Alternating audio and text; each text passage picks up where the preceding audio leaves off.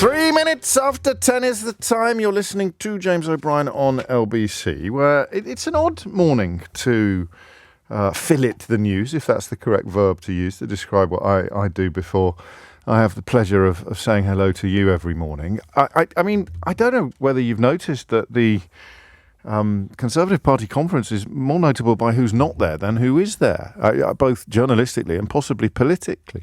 But it is, I suppose, encouraging. I tell you what I mean by it being an odd morning. I don't know who I'm talking to. Don't worry, I'm not losing my marbles. I know I'm currently talking to you, but I don't know who I'm talking to, as in about. Who am I talking about? Who is qualified to answer the question from a position of concern? What has gone so wrong for the Tories? This question didn't occur to me organically. It's not something culled from today's headlines or today's news agenda. But I did notice yesterday the inimitable Adam Bienkov, who I presume has the misfortune of being in Birmingham this week. He finds himself at a fringe event, if you like, if that's the correct thing to describe, literally saying what went wrong.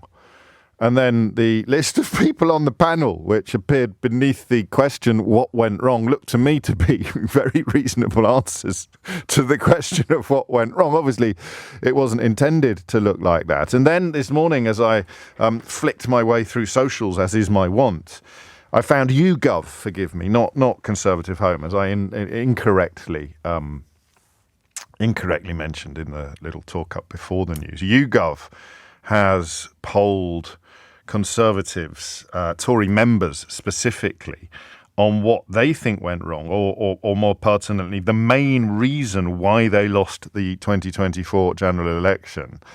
And I have a feeling that the anoraks among us will see this as yet more evidence of the disconnect between the membership and the public. The membership, remember, are the individuals responsible for bringing us Liz Truss, bringing us the magnificent administration of Elizabeth Truss, the 9 days, I think. Lady Jane Grey, de nos jours, the 9 days, I think, that are left, the Economist calculated when they were concluding that it was roughly the shelf life of a lettuce. Was it 9 days or 10 days? If you removed the period of mourning, of state mourning, national mourning for the late Queen, she managed to do untold amounts of damage in such an extraordinarily short amount of time. And it was the members who preferred her to Rishi Sunak. And indeed, I had to write something this weekend for an academic tome, would you believe? A kind of viewpoint for an academic book that your children will be studying for years to come, I hope. And I had to double check stuff was true. I had to double check the list, this sort of catalogue of extraordinary praise for Liz Truss from people whose careers don't seem to have been affected at all. There's a bloke at the Times called Trevor Kavanagh, a bloke at the Telegraph called Alistair Heath, the editor of the Daily Mail. They were all queuing up to describe this as an absolutely incredible piece of fiscal policy. Farage saying it was the best budget he'd ever seen. The Institute of Economic Affairs having kittens about it. So excited were they. And then within a week, within hours, in fact, I think almost before Kwarteng had sat down in the House of Commons, the wheels had come off. But the membership don't think. Right, why am I laughing? I could be wrong. The membership don't think that had anything to do, or that certainly wasn't a very big reason why they, the top 5 most common reasons as to why Conservative Party members think they lost the last election, or what went wrong in 2024, doesn't mention Liz Truss, or doesn't mention the state that the country was in, or the trust and confidence that had been hemorrhaged. I mean, remarkable. In fact, YouGov very wisely have compared and contrasted the answers that Conservative Party members give to the question, why do you think the Conservatives lost the election earlier this year? And then the answers that, can we say, more ordinary, less crackerjack members of the public gave to the same question. So what I want you to tell me is why you think. Now, the reason why I said a few moments ago that I wasn't sure what the audience is, as in the target audience, the people who are best qualified to answer this question, I'm not sure who they are, because as this relatively thin gruel of candidates line up in Birmingham, you kind of wonder what happened to the callers we used to get very successfully. Do you remember we used to do phone-ins? I don't know why I'm talking as if it was 100 years ago. We were doing it right up until the general election. We used to do phone-ins from disillusioned traditional Tories, even from people who were still members, because they would much rather stay loyal to a project that is currently going through a period of turmoil than jump ship and join another project. So whether you retain your membership or whether you still give them your vote while waiting for things to get better, I don't know. But I don't know who you are anymore. I don't know really if, and there'd be no surprise for concluding that Conservative Party members think the failure to tackle immigration is one of the main reasons why they lost in 2024. Well, it doesn't even make the top 5 for normal members of the public. I would have thought that they would have, what's the word I want, migrated to Farage's outfit by now. But no, nothing going on there. What do you think? What answer to this question would you give? And I am not going to confine it to people who are loyal to the Tories or who have been loyal to the Tories or who are still members of the Conservative Party. I'm not going to make any apology for being mildly more interested in what you have to say than what anybody else has to say. I don't know how helpful it is to canvass the opinion of sort of people whose tribal dislike of the Tories or whose tribal loyalty to Labour or the SNP or the Lib Dems or the Greens or whoever it may be. I just make sure you've given it some thought, all right? I don't want to sound bossy so early on a Monday, but I want thoughtful answers to this question. Some of them might be obvious. You can be obvious and thoughtful.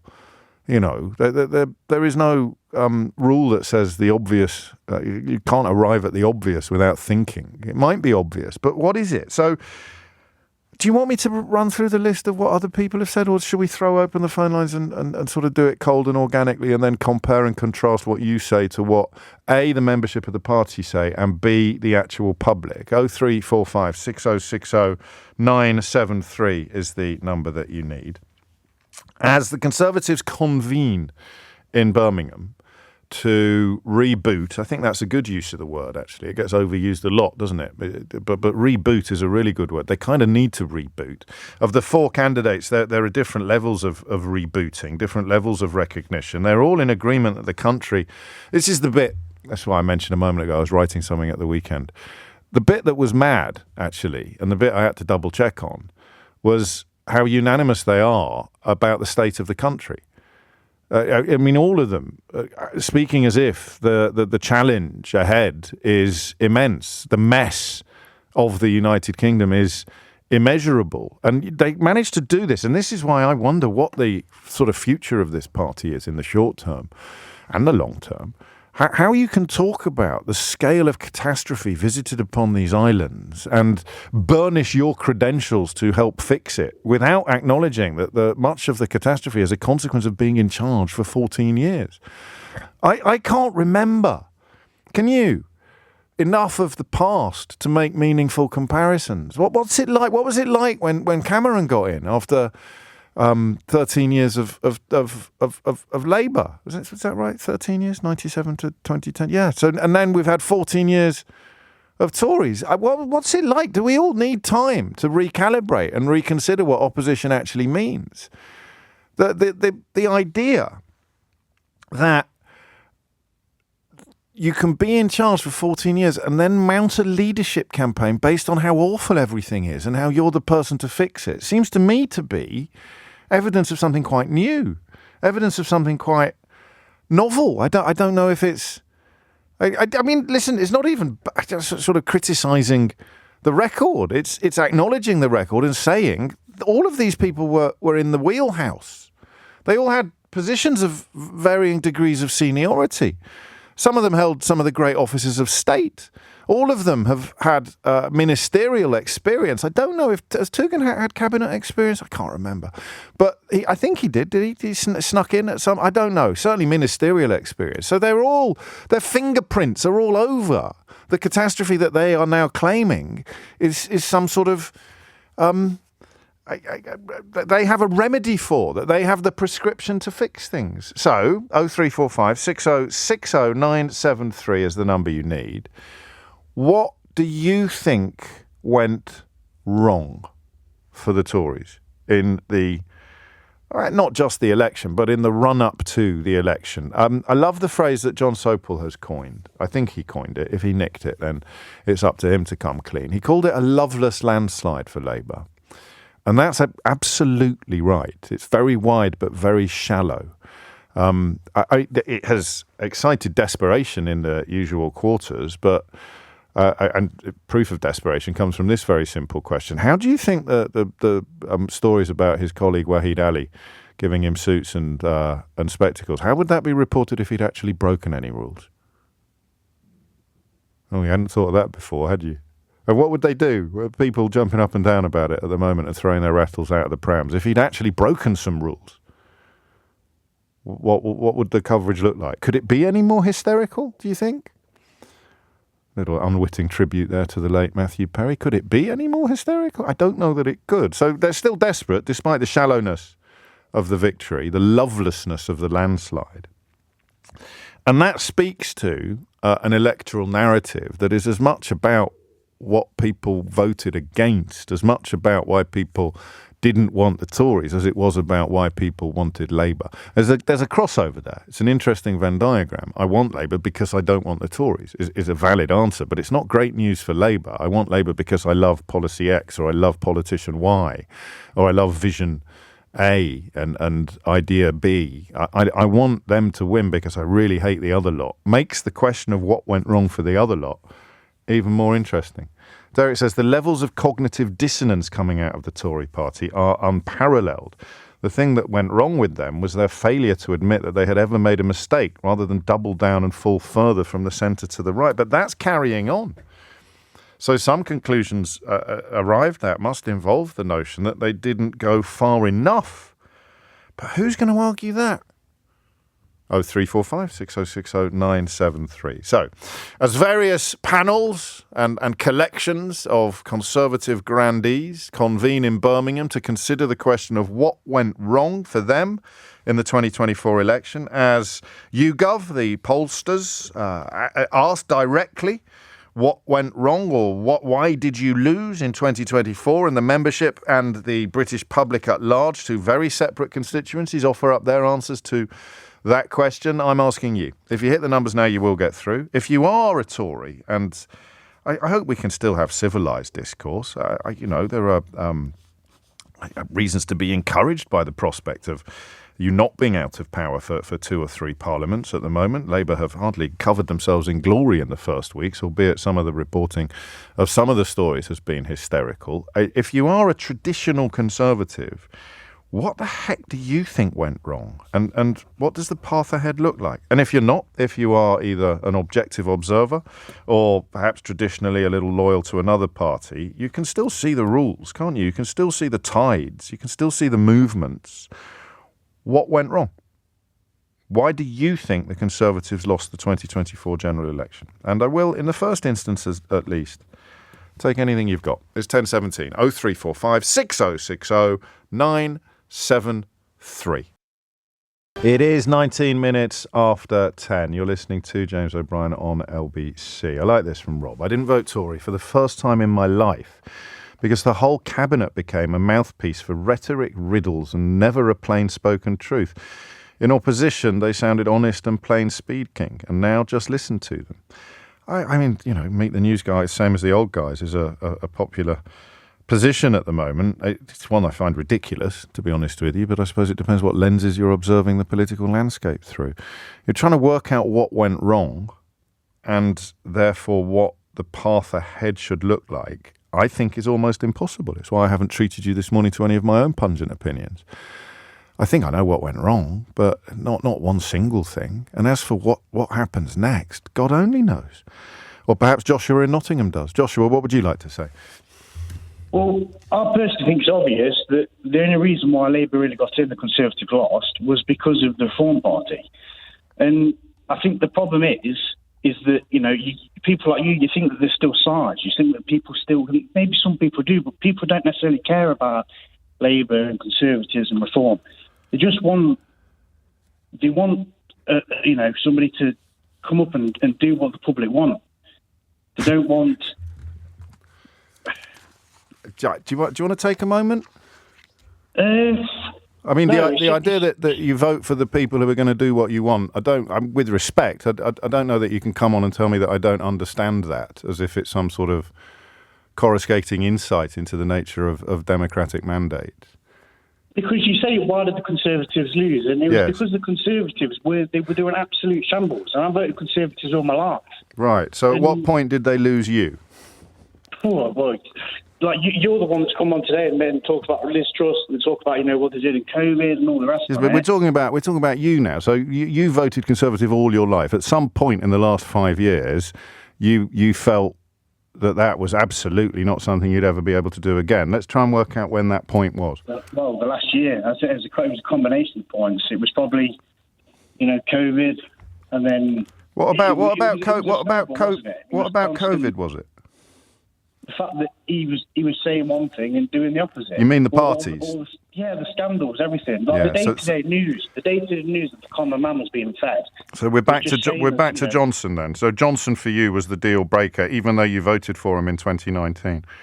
Yeah, because I thought he was going to. I voted Brexit as well, and I thought we was going to get change, and we didn't. We didn't get any change, and it was. So what did you do? What did you do in 2019? Did you sort of double down? You know, when people are persuaded to hand over their life savings to a scammer on the internet, and then what I never knew, Joshua, was that if the scammer goes back and says, "Oh, just give me the deeds to your house, and we'll finally free up that money." What did you think? I mean, what did you think Johnson was going to do in 2019? I believed him. I believed all the rubbish basically that he fed us. And I thought, if this is the chance to sort of get what I want, then maybe I'll vote and give him a chance. And it was, they proved us wrong. But then the thing is, it was the fact that I don't hate Labour, and if I thought Labour was going to do all this good, then I would have voted for Labour. But I knew what was going to happen. And he's come in and proved the point that they're not who they say they are. And how does it make you feel that the only reason why Labour really are in power is because of the Reform Party, who took all them votes? Oh Lord! So you're still waiting for Brexit to go right? I believe if there's any man that could do it, it would be Farage. Yeah. Okay. What would he do first, do you think? Well, he'd try his best, wouldn't he? What would he actually? We all try our best. You're trying your best now. What would he do first? What would a different policy look like? I remember that Nigel Farage described Liz Truss's budget as the best he'd ever seen, and Boris Johnson successfully concluding Brexit in celebratory terms. So working from those 2 points, Liz Truss was a genius, Boris Johnson's Brexit was brilliant. What is it about him that fills you with hope for the future, and what do you think he'd do first to fulfil that hope, Joshua?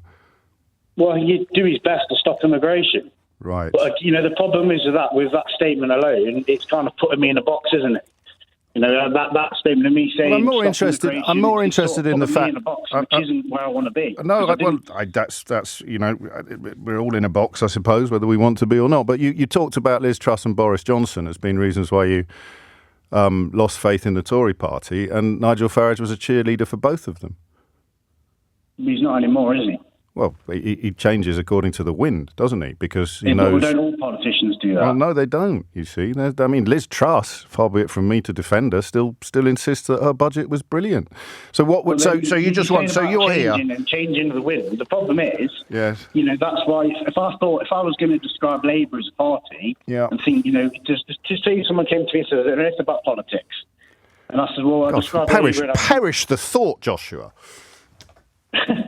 You wouldn't describe Labour as a party that's taking freebies and doing all this stuff that is to me shocking. I think, gosh, why? So what rules have been broken?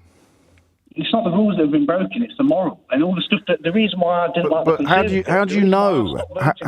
How do you know about? How do you? I mean, I don't know how helpful this is, to be honest, because I mean, we've established that the fellow that you currently support is the fellow that thinks the people who are the reason why you don't support the people you used to support are all brilliant. But why do you think? How do we know about the gifts that Keir Starmer has received?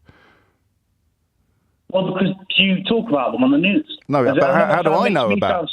How do I know about them? Because of the media. No. How does the media know about them?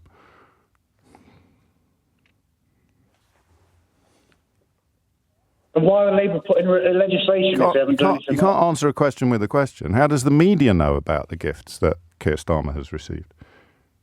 Through their intel, their internal intel. No. I don't understand the question you're asking me. Okay, let me ask it. Let me ask it again. How does anybody know about the gifts that Keir Starmer has received from his parliamentary colleague Wahid Ali? Because they have to be public about it. So he's declared them all. He's declared it all. I understand that. So we got there in the end. Sorry, yeah. So the thing that is wrong and sleazy and immoral is the thing that he told us about, completely openly. Yeah, but people could be completely open about a crime they did. Yeah, but he hasn't. Yes, and that would make them, Joshua, criminals. Okay, so spin it on another way. Because we have laws and rules. So how do you define a criminal? A criminal is someone that has broken a law. How do you find? And again, this isn't a trick question. How do you define a rule breaker? I'm not calling him a rule breaker or a criminal. I'm saying what he did was... You just compared him to a criminal a minute ago. I'm just pointing out that the only reason you know about his hospitality and clothing gifts is because he told you about it. The charter touches the general public. I think that's not what you understand. You can keep saying these things, but the general public, you are here to represent what you feel and believe. And you've told us in the space of 10 or 15 minutes that the reason why you're no longer a Tory supporter is because of Liz Truss and Boris Johnson.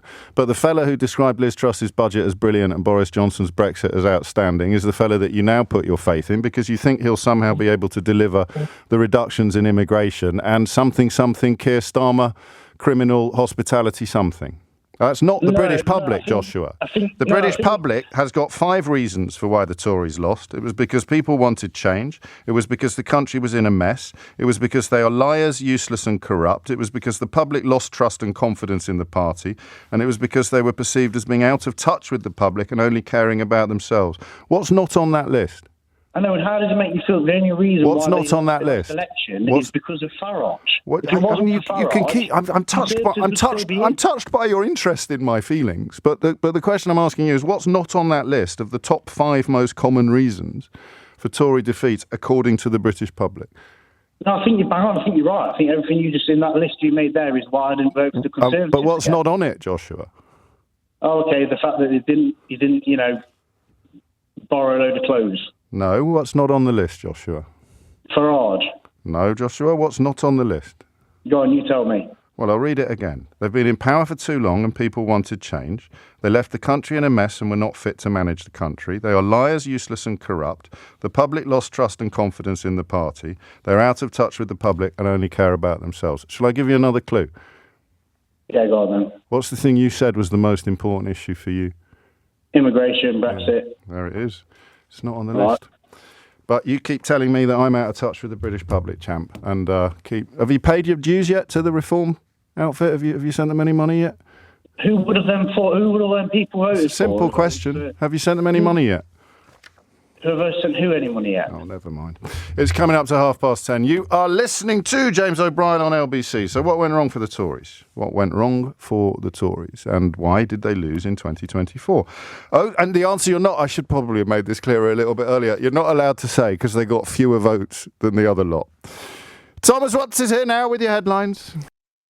10:32 is the time. I never know how much attention to pay to these sort of texts, but apparently in order to understand immigration, I need to leave London, which out of everywhere in the United Kingdom has the largest proportion of migrants than anywhere else. Over 40% of the residents of London, last time they checked, were born in London. Almost half of all foreign-born residents in the UK live in London and the South East. So again, it's not It's not Idiot's Corner territory, is it? But it is, goodness me, imagine how the world would look to you if you weren't viewing it through distorting lenses. Steve's another example, talking about Keir Starmer and the football. It's not the odd game here and there. It's pure greed. Most Arsenal fans can only get one game a year. If that, mate, he's got season tickets. It's just so odd to watch people getting their knickers in such an almighty twist about rules that haven't been broken, and someone who pays to go to the football but has been advised to, and indeed invited to sit in a different area from the one that he's paid to sit in. But fury and rage. In fact, I think we can add something to the list of why the Tories lost in 2024. It's because some people managed to take off the distorting lenses and spectacles and see things a little bit more clearly. What it didn't do was reveal a Labour Party that looked fantastic and lovable, but it, I think, revealed a Tory party that revealed itself to be unelectable. But what would you put on the list? Why do Tory members and the wider public think the Conservatives lost the 2024 general election? And to borrow a question that was posed by a panel in Birmingham last night, what went wrong? Henry is in Oxford. Henry, what would you like to say? Morning, James. I think what went wrong, Brexit, obviously, as many people have said, Boris Johnson for sure, and I voted for him, and just having idiotic cabinet ministers who went on the radio and talked absolute rubbish. You hear them now, and they're making sense. They're talking about policies, and they sound brilliant. Who? I hear Starmer on the radio. He sounds pretty good. I thought you were talking about the Tory candidates. No. I'm talking about, in the old days when the Tories were in, you had Braverman, you had Dominic Raab, who just talked rubbish. Yes. And now... Did you realise that at the time? Yes. Absolutely. That's not the reason, because they were talking rubbish before 2019, and in 2019 they secured a massive... Why are you laughing? It's not an opinion, it's just counting. They were talking rubbish before 2019. People like Braverman and Raab arguably were even more in the ascendancy, weren't they, than they were after 2019? And so it can't just be that. Well, I just think it was Boris and the way he behaved, and COVID and everything that happened. But can I just say one thing about Keir Starmer? I think it's really unfair. The man's obviously put on a bit of weight recently, and he needs some new suits. And why shouldn't he have some new suits? He's been dreaming about sausages. Yes. But I mean, why shouldn't he have some decent So suits? you think that misspeak in his conference speech was a sign of latent hunger rather than anything else? He was thinking about his breakfast. Dreaming of sausages. That could be the title of the next memoir. Dreaming of Sausages, the Downing Street Years by Keir Starmer. But what I don't understand about this country is Trump has a cavalcade of cars. He lives in the White House. Macron lives in the Elysee Palace. Why can't they can't have anything, these poor people, and he wasn't even in power there. I think this is a bit, to coin a phrase that the youngsters like to use, too soon, Henry. Too soon. Okay, you always say that. Well, you're obviously quite your premature procrastinations are a joy to us all. But I don't think now is, because I tell you what, a phone-in I do want to have is about who the hell would want to go into politics now? Absolutely. Braverman and Raab, because they can't do anything else. The types that are attracted. It is extraordinary. And I disagree with you up to a point about Starmer. I think there's somebody somewhere should have said, listen, we can't. These figures are going to be very hard to defend when you publish them in the register of members' interests, to which I think as a lawyer he'd respond by saying, well, I've got nothing to worry about. I'm being completely transparent. The only bit that I think veered into a grey area was the advice they received that they didn't have to declare $5,000 worth of frocks for his wife. But all the rest of it, I think as a lawyer, and this is where he looks a little bit naive, he thought, well, it's all clear and transparent. It's not like I'm, lying about who's paid for my decoration or claiming that I've lost my phone with the WhatsApp messages on it in which the bloke who paid for my decoration told me he was going to pay for my decoration, and then I subsequently pretended I couldn't remember, and my own ethics advisor eventually resigned in protest at a collection of circles. So I think he naively thought that journalism would be a little bit different from what it is. And that means if you're going to take the criticism further, he should have had people in his team who would say to him, mate, there's no way I'm going on the telly to defend you taking $30,000 worth of free suits. I don't care how above board it is. I hate the word optics, But that's why they've now had to change the rules, because the world they live in is a world that most people view through these distorting lenses that we describe every day. No, I agree. I just think, what a relief to have these sensible, intelligent people talking about our country and not a bunch of complete drogos. Well, drongo. What's a drogo? Drongo. You mean drongo? People like Jacob Rees. No, I know who you mean. I'm just questioning your vocabulary. It's drongo, not drogo. Okay, but he's Drago. Drago's the Harry Potter one. Draco's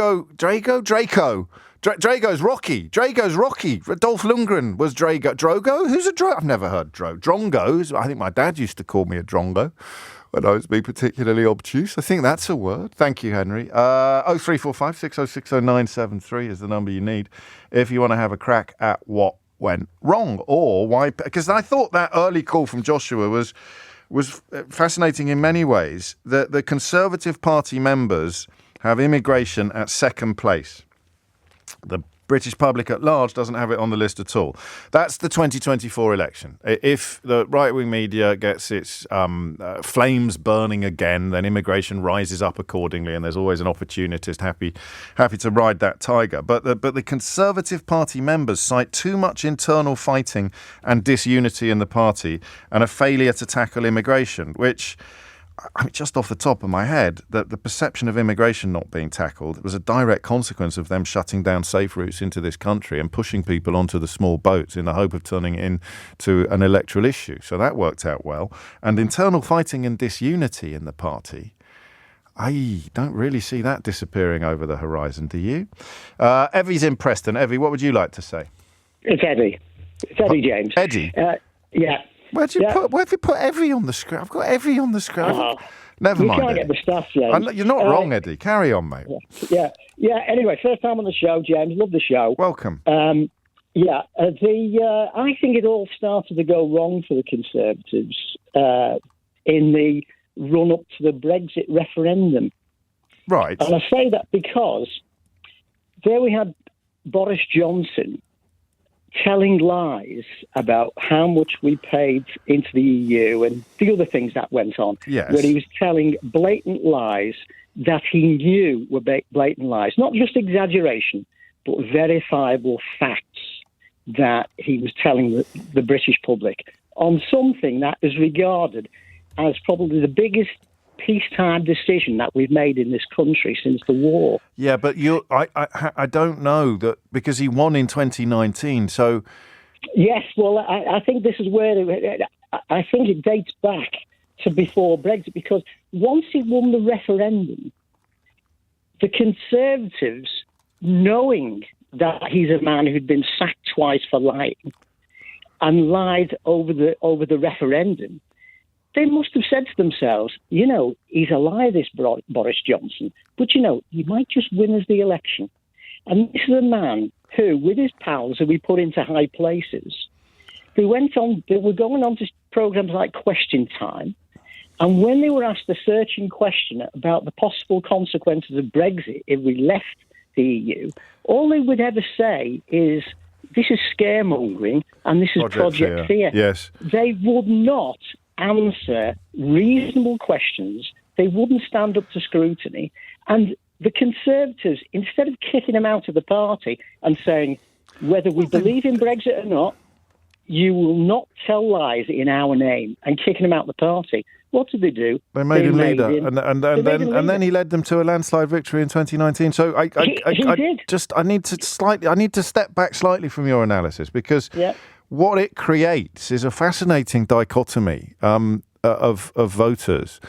And the big mystery then becomes who voted for them in 2024, as opposed to why did they lose? Because none of the stuff you've described provokes a tidal wave of love and admiration for the Labour Party, does it? It just describes a hemorrhaging of support for the Tory Party. But it's a hemorrhaging of support by people who have either realised that they were lied to, or if they still believe the lies, then, like our first caller, they're going to conclude that creepy Uncle Nigel can somehow deliver the Brexit that they all dream of. So who's left in the Tory party? If you remove the people who are about to send another cheque to the person promising to liberate $127 billion worth of their late uncle's money from a Saudi Arabian bank account. They've all gone. They've all gone right, if you like. And then you've got the people who possibly might have changed their vote to Labour, are the people who realise they've been lied to, or who were disgusted by either Truss's economic incompetence or Boris Johnson's moral depravity. Who's left in the Tory camp under this reading? Well, it's the ones who they will, the more or less born and bred Conservative. There are a certain number of people out there in the country, quite a huge wedge of people, who will either always vote Labour or they will always vote Conservative. Well, it's a shrinking wedge. Well, it is. But it is what we're describing here. It is the people who just cannot conceive of voting in any other way, and those are the votes they are fighting for. The members are completely at odds with the public on what went wrong in 2024, and the public quite like James Cleverly for the job, or at least think he'd do the best job. The members, they like the look of honest Bob Jenrick. So that existential crisis is getting bigger, not smaller, as this conference unfolds. Well, I think a lot of it is that people are not prepared to accept. I think you touched on this earlier, talking about the scammer who wants more money off you. People are reluctant to think I've been conned. Yes. And people have been conned, because what did we have in the lead up to the 2019 election? We had, everyone knew by this time, it was all out there. What you've been told about Brexit was lies. That's not true. No, loads of people didn't think that. Loads of people thought there's a brilliant Brexit, just goes to a different school. Some people still do. We spoke to one earlier. It's a brilliant Brexit, just goes to a different school. I think you underestimate trust among the traditional Tories, that it doesn't matter who's in charge. At least we'll always look after the money. At least we'll always be fiscally secure. At least we'll be the sensible ones with the cash. And then along come Truss and Kwarteng, and boom, that's gone forever. Are you a traditional Labour voter? Yes. Right. But good. Who do you want to lead the Tories?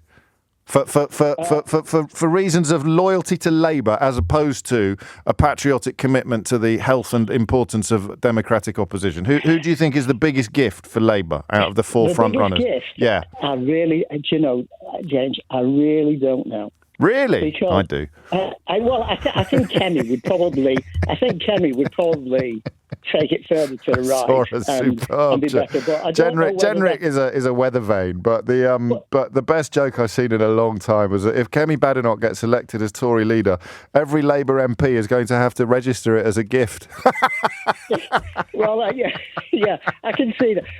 But James, just to expand on the point I was trying to make, yes, is that in the lead up to that 2019 election, again, Boris Johnson would not stand scrutiny. He just relied on three-word slogans, and it got him through, because some people don't get further than three-word slogans. Yeah, but you knew that then. You knew that then, and you know it now. The people we're interested in are the people who fell for it in 2019 and didn't fall for it in 2024. And I think that's a more interesting constituency than we realise. We've heard from one half of it, which is the people who've tacked further to the right or gone even more immigration-y, and the members are closer to that than they are to the kind of fiscal hemorrhage that Liz Truss undertook. So I don't know. And so the question of what went wrong will be absolutely intrinsic to answering the question of what happens next, what needs to happen next. And that's when things get really interesting. Can we do that as a text, all right? Quickly, it's 10:47. I'll do this quickly.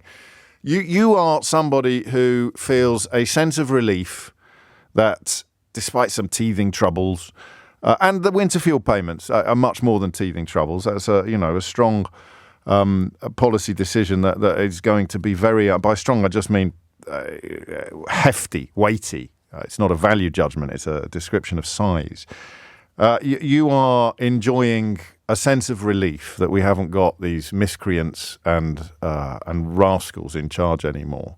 So you lean to Labour, possibly completely or historically or largely. Just send me a message now about who, in terms of the best interests of the Labour government, who would be the best Tory leader. Do you see what I mean? I'm not 100% on board with the idea that we want the next leader to be the one who would be best news for Labour.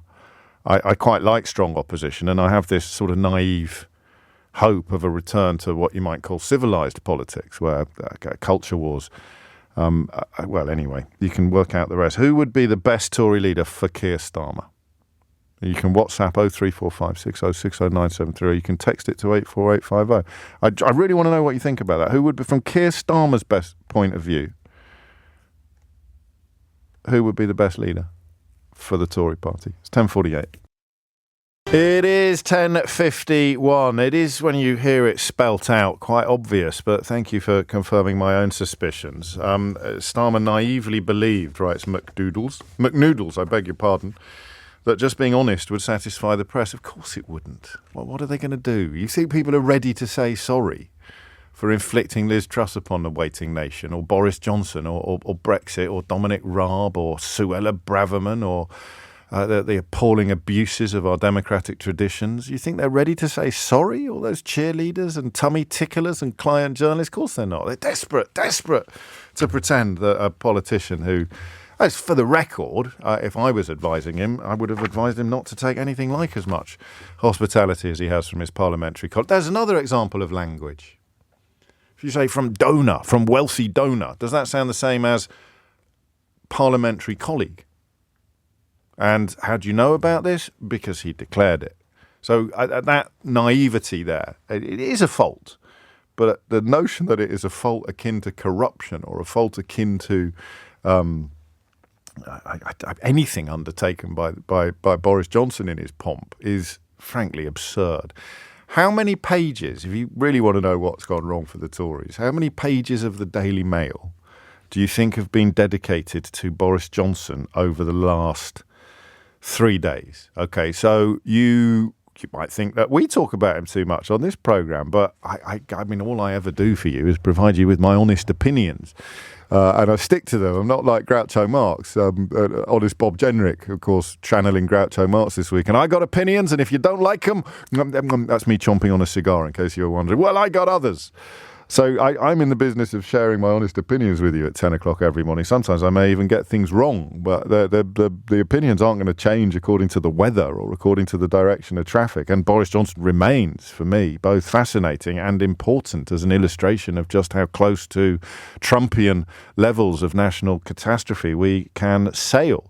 But how many pages of the Daily Mail over the last 3 days do you think have been dedicated to Boris Johnson? A man who defies almost every notion of British values. A man who lied to Parliament. A man who ran away in a cowardly fashion rather than face the consequences of his own lies and his own dishonesty. A man who, well, you don't even need me to list it. He's written a book that is just lie after lie after lie after. Apparently we nearly invaded Norway. Did you know that, Keith? Did you know we nearly invaded Norway? Eleanor, did you know that? We nearly invaded Norway. Was it Norway or Sweden? I think it was Norway, or possibly Sweden. We nearly invaded them anyway, because we were going to go and take loads of vaccine doses. Oh, yes, no, absolutely right. Yep, check for Boris Johnson, please. Serialisation in the Daily Mail. We nearly invaded Norway or Sweden during the height of the COVID crisis, because they had some vaccines that we thought, who? But anyway, we nearly invaded Oh, yes, we nearly invaded Norway or Sweden. Or one of them, and they're paying for this. Bilge. How many pages? Go on, have a guess. Holland. It was Holland. It wasn't Norway or Sweden. Is anybody paying attention to this except me? It was Holland. Thank you. Now I'm really confused, because everyone's texting Kemi Badenoch in answer to the question of who would be the best leader from Labour's point of view, and now everyone's texting Holland to the studio, which makes me think of Francois Hollande, the French bloke. No one is suggesting that he would be a good leader of the Conservative Party from Keir Starmer's point. Holland, it was the Netherlands. It wasn't Norway or Sweden. But you see, the point, it's not true. There was absolutely no prospect whatsoever, and neither was he encouraged to give Prince Harry a pep talk about leaving the United Kingdom. It just lies after lie after lie. If he wrote a book in which he told the truth about the lies that he told in the past, I'd buy it. I really would, but don't hold your breath. And stop texting me Netherlands. Kemi Badenoch won by a country mile. You're not allowed to have people who aren't in the running for the Conservative Party leadership. I should have made that clearer, but Rory Stewart would not be a good appointment from Keir Starmer's point of view. It'd be a nightmare for Keir Starmer, I think, to have someone competent and experienced and not mad on the other side of the House of Commons. 10:56 is the time. Let's get back to the phones. Debbie's in Margate. What went wrong, Debbie? I think it's two quite distinct things, actually, James. It's really exciting being on the programme, by the way. I think you're telling me, and I do it every day. I know, I'm so impressed by it all. Anyway, the first thing is, I think health and being warm and having enough money really matter to people. Yes. Like, those are basics in life. And people suddenly, with COVID, it wasn't Brexit so much as COVID, and then the energy crisis, or the war, Ukraine war and the energy crisis, suddenly our utter vulnerability to the quality of people who are leading the country became absolutely clear. Like, you depend on them to make the right decisions. Are you analysing other people, or are you describing yourself here, Debbie? Oh, the question was about why did people vote as they voted? Yeah, why did they do so badly? Away? But just on the journey, if you like, on the sort of slightly chilling realisation that life is nasty, brutish, and short, and that the vagaries of humanity, whether evidenced by the war, the illegal invasion of Ukraine, or the unforeseeable, I think, energy crisis as a consequence of that, unforeseen, forgive me.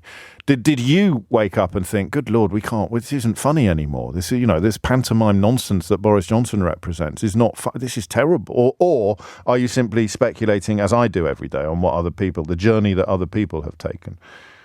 I think it's both, really. I think it stopped being funny when COVID happened. That's interesting. And you could suddenly see there was all this corruption going on. And you could see it at the time. It wasn't... things came out right at the start, let alone the things that have come out now. And then I think the heating costs, it's just a really huge thing. Vulnerability to the vicissitudes of life, whereas people feel... I love the way you use the word basics as opposed to luxuries. And when basics began to feel like luxuries, you begin to question everything, and you look at who's in charge and you think, oh my goodness me, how on earth did that happen? There's another thing, I think, James, which is much more long-term, which is like looking and seeing, you nationalise the water. You denationalise the water, and look at it now. And you denationalise the railways. And we can see now, 40 years later, these things don't quite work for us. No. They might work for the shareholders in the company, and they might work for the people getting the dividend. And yet, for the Conservative Party members, one of whom, while you've been speaking, Debbie, has stood up at the conference in Birmingham and declared that it is time to unsmear Enoch Powell. For the Conservative Party members, the 5 reasons why they did so badly in 2024 were too much internal fighting and disunity, the failure to tackle immigration, the failure to deliver on promises, the length of time spent in power, and a failure to uphold conservative values.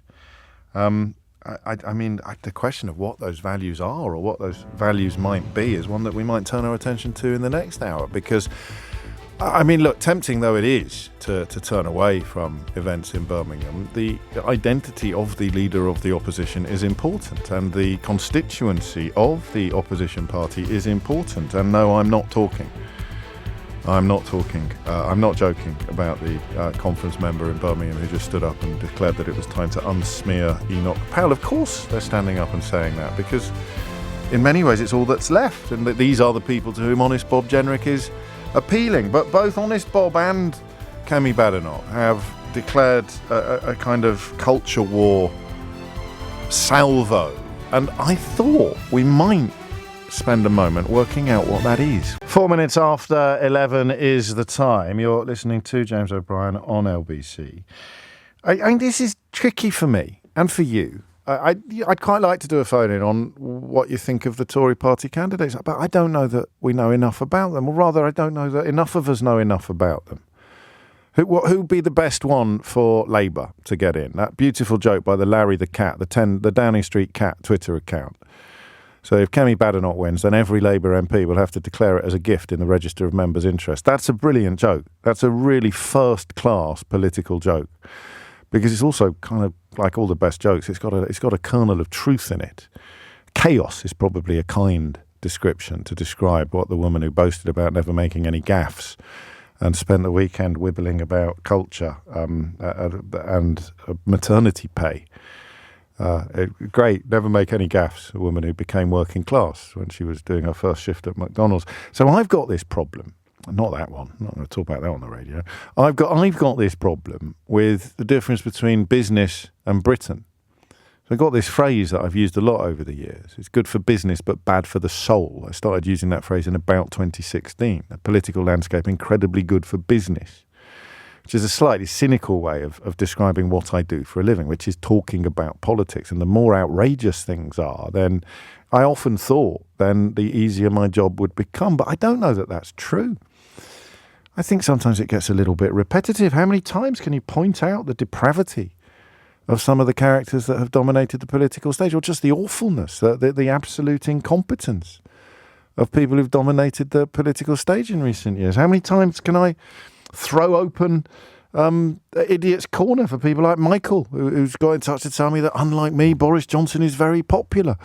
I say, mate, I know Boris Johnson is very popular. That's why the Daily Mail has dedicated 22 pages in the last 3 days to a memoir that's full of lies. But my business is trying to figure out how people like you can end up boasting about how much you love being lied to. So that's good for business. Do you see what I mean? Bad for the soul, because I pity you. I pity in a nice way, pity in a sort of biblical way. I feel for you. It must be awful to think that you're kind of, I don't know, your contribution to the national interest is to cheerlead for someone who lies to you and laughs while he's doing it. It's extraordinary. It's good for business, though, because I can read your messages out. I can try and unpick them. I can speak to people like Joshua at the top of the last hour. It's good for business, but it's bad for the soul. I don't know that it's either, actually, when you look at the Conservative Party and you look at the chaos that someone like Kemi Badenoch brings, or the naked opportunism that someone like honest Bob Jenrick brings, and then the two previous recipients of the Curse of O'Brien, the Curse of O'Brien being the warm words that I occasionally offer up to people whose politics I disagree with because they seem to be decent and honourable people. I don't think that honest Bob Jenrick or Kemi Badenoch have ever run much risk of that happening on the programme, but Tom Tugendhat and James Cleverly, I have, both. I liked a couple of things Cleverly did. The thing I really liked that James Cleverly did when he arrived at the Foreign Office was a speech he gave to civil servants in which he said that praise would be public and criticism would be private.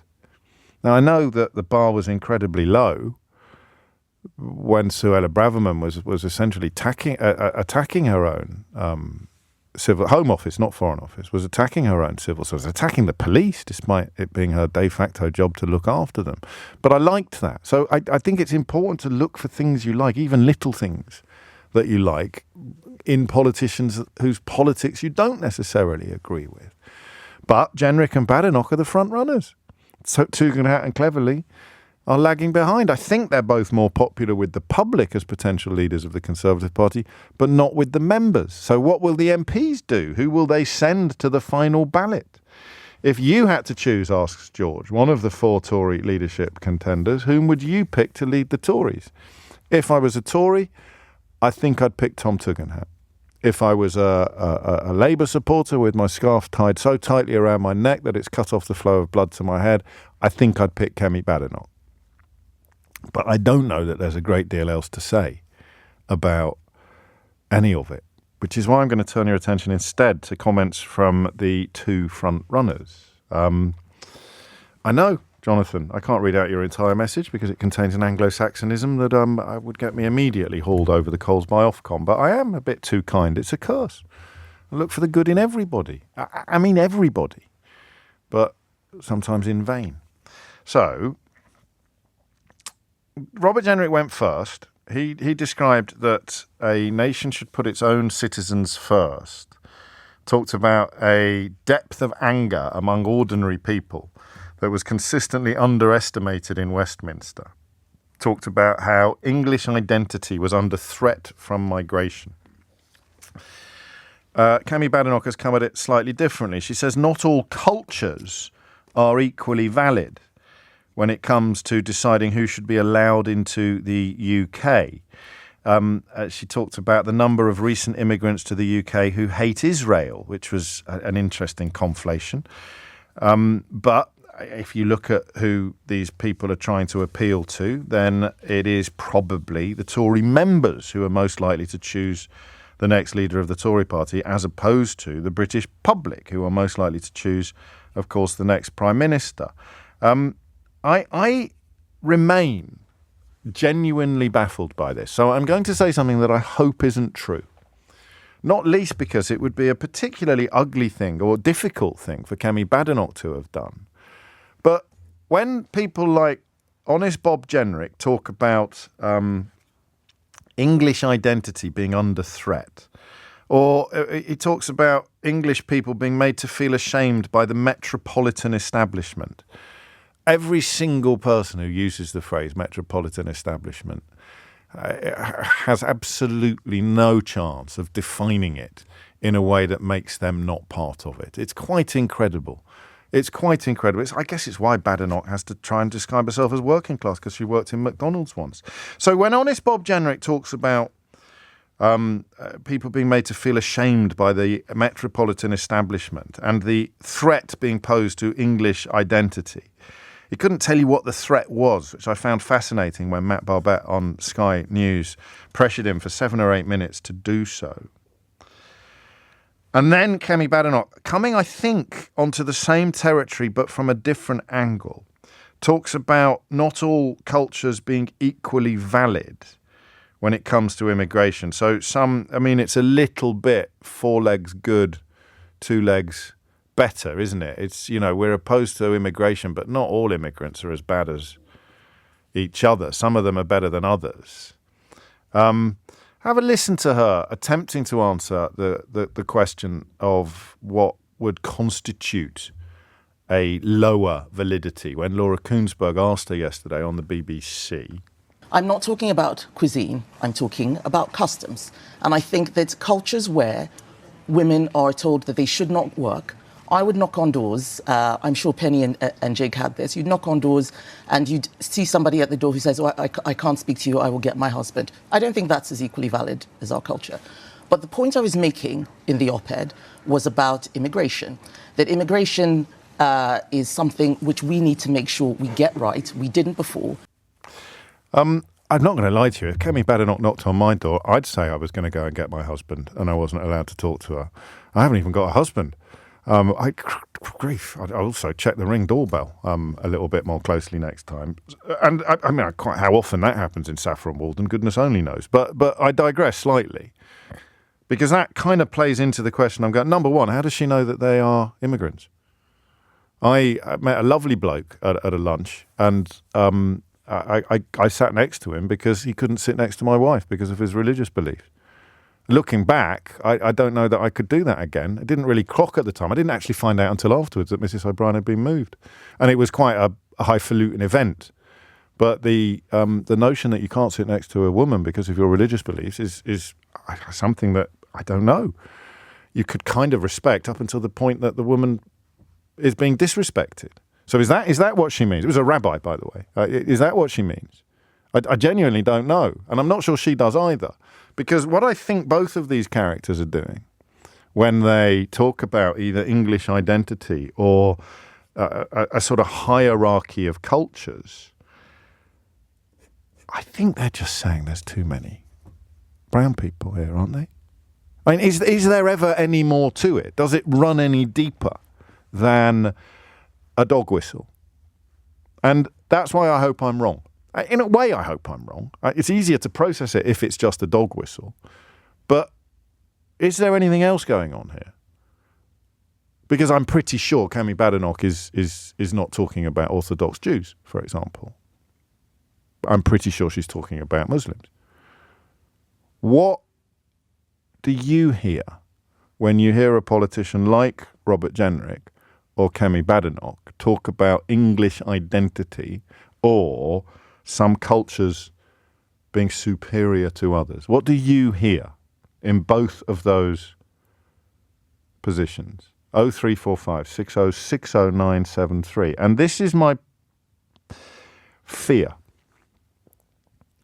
I think it's just designed to say, I agree with you. There are too many brown and black people here. And in Kemi Badenoch's case, that becomes a more complicated position to unravel because we're in the sort of, I don't mean you territory. Listen, I could be wrong, and I'm white, and this may be all coming from a position of white privilege. And you know what they say about privilege. When you've spent your whole life being privileged, equality can feel like oppression. But what do you hear when honest Bob Jenrick, famous chiefly for painting over the murals in processing centres for unaccompanied child asylum seekers, talks about English identity being under threat? Yeah, I mean, by all means, tell me how it is under threat. I don't know whether I identify as English or British. I think with an Irish surname, it's a little bit tricky, but I'm basically English. Grew up in Worcestershire, born in Derby, live in London, the capital of England. I guess I have an English identity. I'd struggle to tell you what it meant. Probably something about cricket and William Shakespeare. But what is under threat? Is William Shakespeare under threat? Is cricket under threat? What is it that I'm not allowed? Do you see what I mean? There is these intellectual pontifications about what English identity means. And remember, you could write a 2,000-word essay about what English identity means, but you would have to, in order to help out honest Bob Jenrick, you would have to also explain what about it is under threat. That's the crucial point. What is it specifically English that is under threat? I can wax lyric. I can wander lonely as a crowd and come across a host of golden daffodils. I can quote Shakespeare till it's going out of fashion. I can talk you through what happened in the one-day international against Australia yesterday and how much fun I had at the Oval watching the cricket the other day. I can do England. I can probably get through most of Jerusalem. I can certainly get through other William Blake poems without having to consult my notes. So what the hell is under threat? But maybe that's not what's going on here. So when Kemi Badenoch talks about some cultures being better than others, or not all cultures being equally valid, or honest Bob Jenrick talks about English identity being under threat, what do you hear? Perhaps particularly as a person of colour, which makes Badenoch's intervention trickier for me as a white person. Because I want you to hear something completely different from what I think you might be hearing. 0345 6060 973 is the number that you need. And is it simply the case? You know the phrase racist dog whistle, and sometimes you sort of hear phrases being bandied around all the time. You're not entirely sure what they mean. But you know what is intended by a comment, but is not being said. 0345 6060 973 is the number you need. What is going on in these kind of comments? How deliberate are they? And to whom are they designed to appeal? 0345 6060 973. It's 20 minutes after 11. Get lost, Nigel. I did not say lonely as a crowd, did I? I wandered lonely as a crowd. I said, well, if I did, it was a misspeak. Sausages. I wandered lonely as a cloud. And that's evidence of Englishness. William Wordsworth, of course, famous jaunts through the Lake District in the company of his good friend Samuel Taylor Coleridge. So what's under threat about English identity? Honest Bob Jenrick's adamant it's all under threat. And what is Kemi Badenoch talking about when she talks about some cultures being less valid than others? In the context of British immigration, we have to make that absolutely clear. I think that the notion that humanitarian ideals would portray some cultures as better or worse than others is absolutely inarguable. The Spartans would toss disabled babies off cliffs rather than charge society with looking after them. Old people have often perished as a consequence. I prefer the cultures that look after people, you know. 21 minutes after 11 is the time. T is in Kingston. T, what would you like to say? Morning, James. I was agreeing with what you were saying before the break. Regards to, I think it's more than a dog whistle, to be honest with you. When you're talking about a dog whistle too, we don't want black and brown people. And I think it's actually a bit more specific than that. Go on. I think it's Islamophobic. I think, the this would be Badenoch more than generic, I think, would it? This would be cultures rather than, because she talks about, unless she did mean, cultures. I mean, who knows what picture she was trying to conjure up in her minds when she talked about a woman deferring to her man. There's a popular trad wife movement in America. I think Mormons possibly, but I don't know that she meant that. I don't think she meant that. And this is, I think, and that's why I think it's more Islamophobic than anything else, because actually, when you say that, for a lot of people, myself included, that's the first thing that comes to you. That's an image that's painted. I was talking to your researcher and I was saying, if you think about the summer riots, yes, a lot of that, I think, was Islamophobic rather than all immigrants. And I think it's... again, one's conscious of live court cases and similar, but certainly a lot of the lies and the misinformation that were put around by public figures or folks with large followings on social media were very much trying to make people furious with Muslims in general. Absolutely. So I might be more conscious of it as a Muslim woman who is not hijabi. There's nothing about me that says, look, I'm Muslim. So from point of view of Islamophobia, I walk around the world actually from a more privileged point because I don't get it directly. But I do then hear a lot of what people say about Islam and Muslims because they don't realise that I'm one of them, in quotes. Oh, that's interesting. We call them, Muslims are murderers. That's good. Sorry. I happen to be one. Yeah. No, I don't mean you. Exactly. Oh, not you. But I think, you hear a lot of stuff. And when I hear things, whether it's in the news I am active on social media because I want to hear what people are saying that they might not say in front of other people. But I think it's more acceptable to be Islamophobic than any other type of discrimination. So it's easy to say these sort of things. And she is appealing to people who know. I mean, that's what racist dog whistles are. Or an Islamophobic dog whistle in this case, as opposed to a racist one, which makes her own ethnicity less tricky in the context of trying to work out what is going on here. Exactly. So you're Nigerian. And I'm Nigerian as well. You have Nigerian heritage, but you're a Muslim. But so okay. So I don't know what. Married to a Christian. My dad. Yes, and if I come and knock on your door, well, to be fair, as I've mentioned before, if Kemi Badenoch knocks on my door, I'm going to tell her I have to go and get my husband as well. But I presume that if she knocked on your door, then then my husband would say, "Let me get my wife." Oh, I don't know if that's allowed either. I don't. You see, that might be culturally invalid. If T's going to go and if T's husband is going to insist that the wife comes to the door, is going to defer to T. Is that culturally superior or inferior from whatever the cultural utopia that Kemi Badenoch envisions is?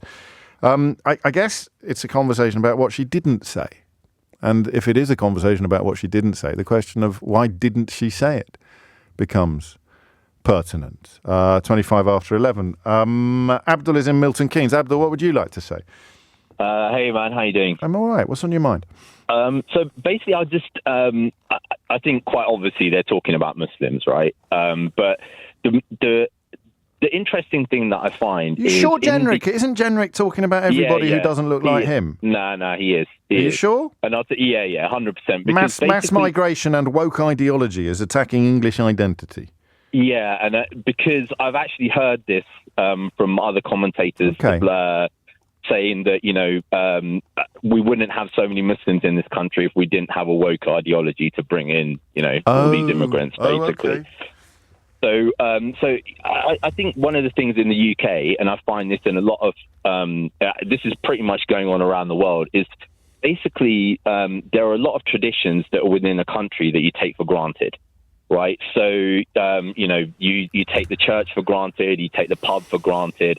And you find that less and less people are doing their traditions in this country, you know. So the churches are starting to unfortunately get dilapidated and going down, less people going to the pub. Well, that's not quite true, actually. The Catholic Church has enjoyed quite a fillip from, or it certainly did until recently, I haven't checked, but from Eastern European people coming here and bringing their faith with them. The Catholic faith, which is my own, it has enjoyed an enormous boost from immigration, actually.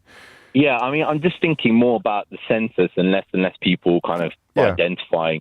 So you know, a lot of the time there, you know, and sometimes we have like conversations within our own community about, is this a good idea or whatever. You see, you know, a pub and it's shutting down and the landlord's trying to sell it or whatever. And it's like, okay, we've got a Muslim community here. We can buy it. That's why the pub's shutting. That's why so it's double bubble. So it is. Yeah. Not only will Muslims be partly responsible for the fact that the pubs are shutting, just don't mention the fact that supermarket beer prices and all the rest of it, but also they might then buy the empty pub and turn it into something else.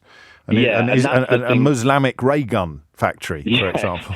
And that's basically then what they're... And it's like, okay, fine, if you went to the pub more and you went, you know, and you didn't go down to, you know, whatever thing, you know, to buy a whole crate of, you know, beer or whatever from the local supermarket, then maybe those things would have been open there more. So Jenrick is... so again, it's a dog whistle, but I'm looking at the pub that's just shut in my area and I am not blaming the free market. I'm blaming the Muslims. Yeah, and I see that kind of... My parents live in Turkey, and there's a big expat community, English community where they live. Immigrant community, Abdul. Immigrant community. Thank you. And it's quite funny because economic migrant community, please. Thank you. They are so much into their tradition. Like literally, like every restaurant out there caters for the English breakfast and like, you know, hog roast. But is Turkish identity under threat as a consequence of that? Yeah, so that's what I'm saying. Is that when they go to another country, they try and do their traditions more. But when you're in this country, they do the traditions less. But then from Spanish identity, how's Spanish identity bearing up on the Costa del Sol, I wonder, in some enclaves? But then it's kind of like, you know, when people like Jenrick are dog whistling about it, it's kind of like, oh, it's not actually that we don't do our traditions. It's because of the fact that these Muslims are coming in, they're buying up all our stuff, and they're ruining our businesses. I think you're being generous. I think you're actually... Look, well, no, you're describing economic consequences and the misapportionment of responsibility and blame. I think the mere presence of people in a crowd or in a photograph or in a community, the mere presence is what he's actually blowing a whistle at. English identity is not under threat from the closure of pubs. It's under threat from the number of people who don't look like me, or who don't look English, according to my unspoken, unarticulated definition of what English is.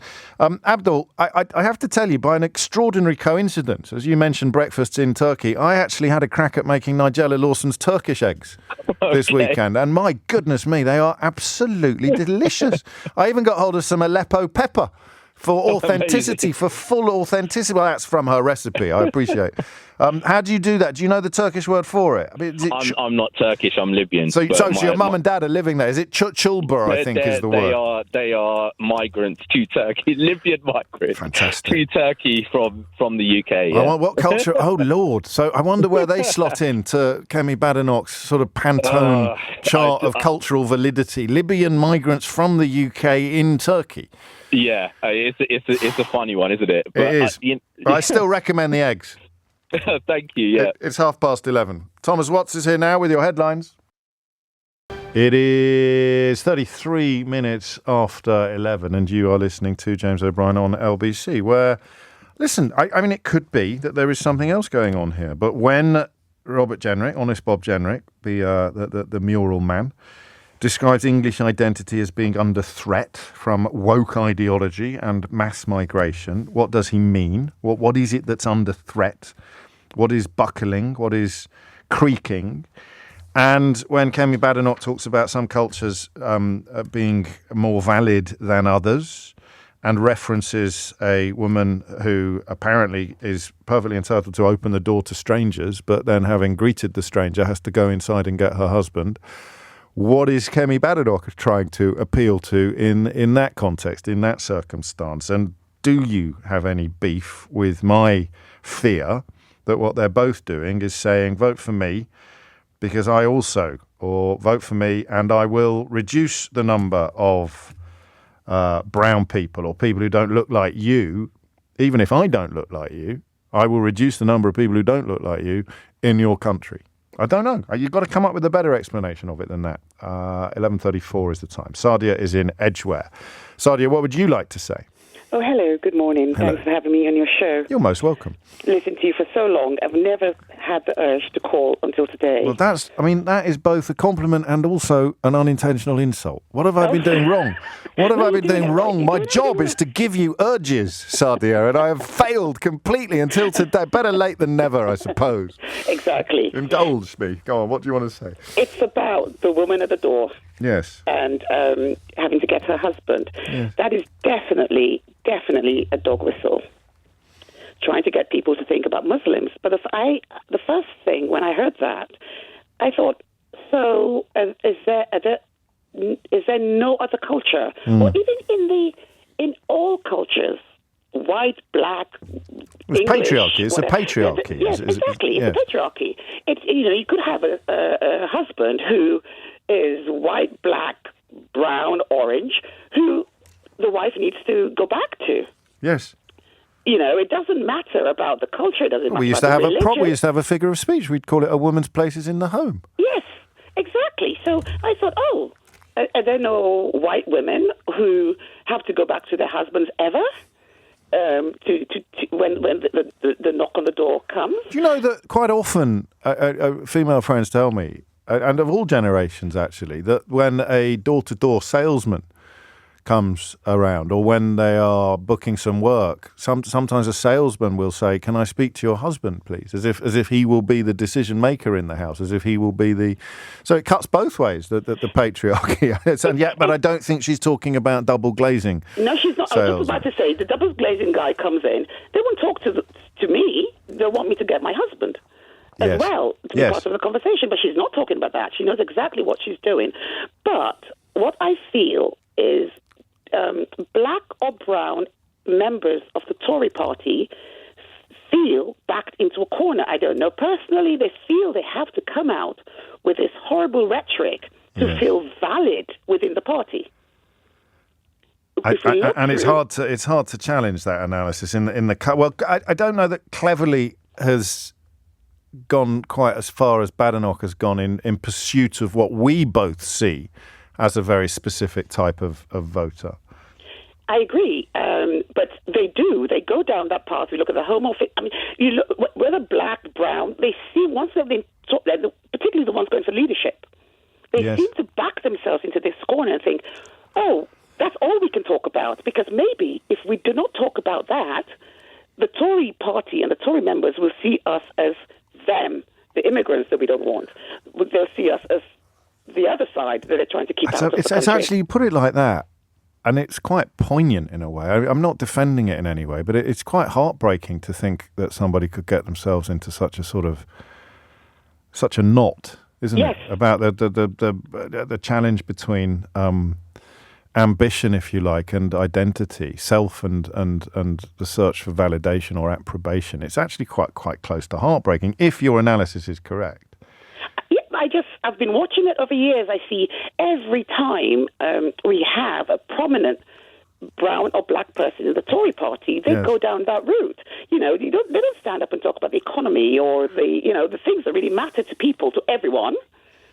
They think they need to prove that they are as troubled by immigration in general, and perhaps Muslims in particular, as the Conservative Party membership is, as opposed to and elements of the British Parliament. Goodness knows, we're not pretending for a minute that these views aren't held outside the Conservative Party membership, but they seem to be very disproportionately represented within it.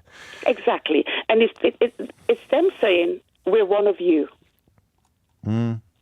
Because we do not like, we just don't like the others as much as you don't like the others.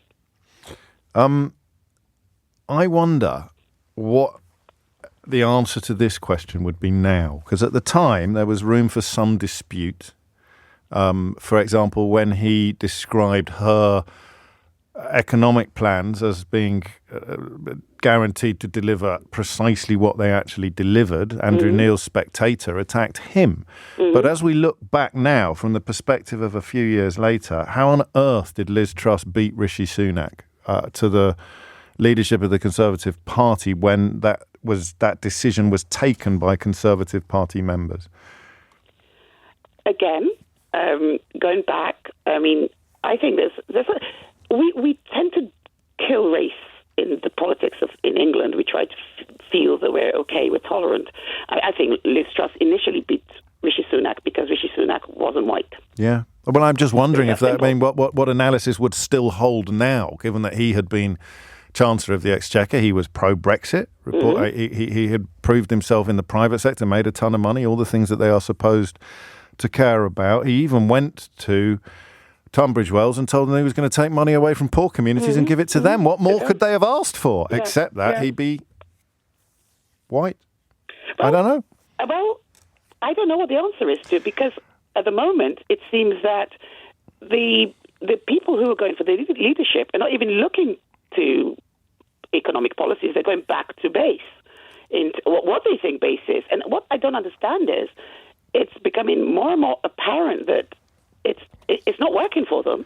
Well, that's the bit that we were trying to tackle in the first hour, where I didn't manage to persuade you to ring in. You didn't have any urge to. I failed to but that's what I'm trying to work out, and we'll move perhaps into that space as we hear the speeches from the candidates in the coming week about this tension between doubling down. The idea that we weren't nasty enough, we weren't right-wing enough, we weren't anti-immigration enough, and whatever it would be that, for example, Sayeeda Warsi represented when she was chairman of the Conservative Party. But, of course, she's now felt compelled to leave the party as a consequence of the direction in which they've subsequently travelled. Sadia, thank you so much. As I say, better late than never. I hope I tempt you to ring in again sooner rather than later. A lot of love coming in for you. What a great caller. She speaks exactly my thoughts, says Derek. And someone's called you perfect as well, which never happened to me. 11:41 is the time. Alex is in Edinburgh. Alex, what's going on? Good morning, James. So I have to say I completely agree with what Kemi Badenoch said, completely about not all cultures perhaps being equal to each other. And I do think that if someone in Britain identifies as a progressive and they do not agree with what she said, they should take a long, hard look at themselves. Yes, but it's what she said that we're talking about. So you can now confine the next bit of your contribution only to words that came out of her mouth. Well, the point that she made is completely valid. And but the example that she used is the only one you can cite. Because if there are better examples... Why can I only cite that? James, why can I only cite that one? Because it's the only one we've got. You could talk, for example, about female genital mutilation, or you could talk about homosexuals being stoned to death. If I was talking about cultural relativism, those were the examples I'd use. But we need to work out why she talked about a woman apparently being allowed to open the door to complete strangers, but then being compelled to go in and get her husband. That's what the phone-in's about. I don't think that's not what the phone-in... It's your show, so you can say that's... Well, also, it's been on now for 40 minutes. Everyone's heard exactly what's on. Were you planning to come on with examples of cultural relativism that she didn't mention when talking about cultural validity? Precisely, exactly along the lines of... So she's trying to appeal to you. Why didn't she mention female genital mutilation yesterday? Which is, of course, illegal in this country, but still prevalent in Nigeria. And it is prevalent over here now. We now have But why didn't she mention it? Perhaps. I mean, maybe she only mentioned the door example because that's something that she saw firsthand recently, and that's the example she chose to go. Well, we can't confine the definition of cultural validity exclusively to things that Kemi Badenoch has stumbled across recently, can we? If you're trying to prove a sort of hierarchy of beliefs, then you'd reach immediately for female genital mutilation or homosexuals being stoned in public in some communities. You could point, of course, to Nigeria, her country of origin, as a country where these practices are still relatively commonplace, and then suggest that we should take fewer people from there, I suppose. But she didn't do any of those things. So why do you think, and forgive me if this is unfair, but perhaps you're precisely the sort of person to whom she was trying to appeal Why do you think she focused on a woman who is allowed to open the door to complete strangers, but apparently not allowed to talk to them? Okay, all right, we'll focus just on that one example. Well, we'll focus on any example that she offered yesterday. You can pick your favourite. I mean, it certainly is true in some cultures that the man would be the decision maker, but I think in the West we have made significant progress over the last 50 years where the woman can be in charge of the household and the woman can address and speak to people who have come to the door. But these people live in Britain. Well, yes, they do live in Britain, but... You're familiar with the phrase her indoors, I presume? I'm not. From Minder, a very popular televisual entertainment, beloved of right-wing newspaper columnists. Well, you are now. What do you think it means?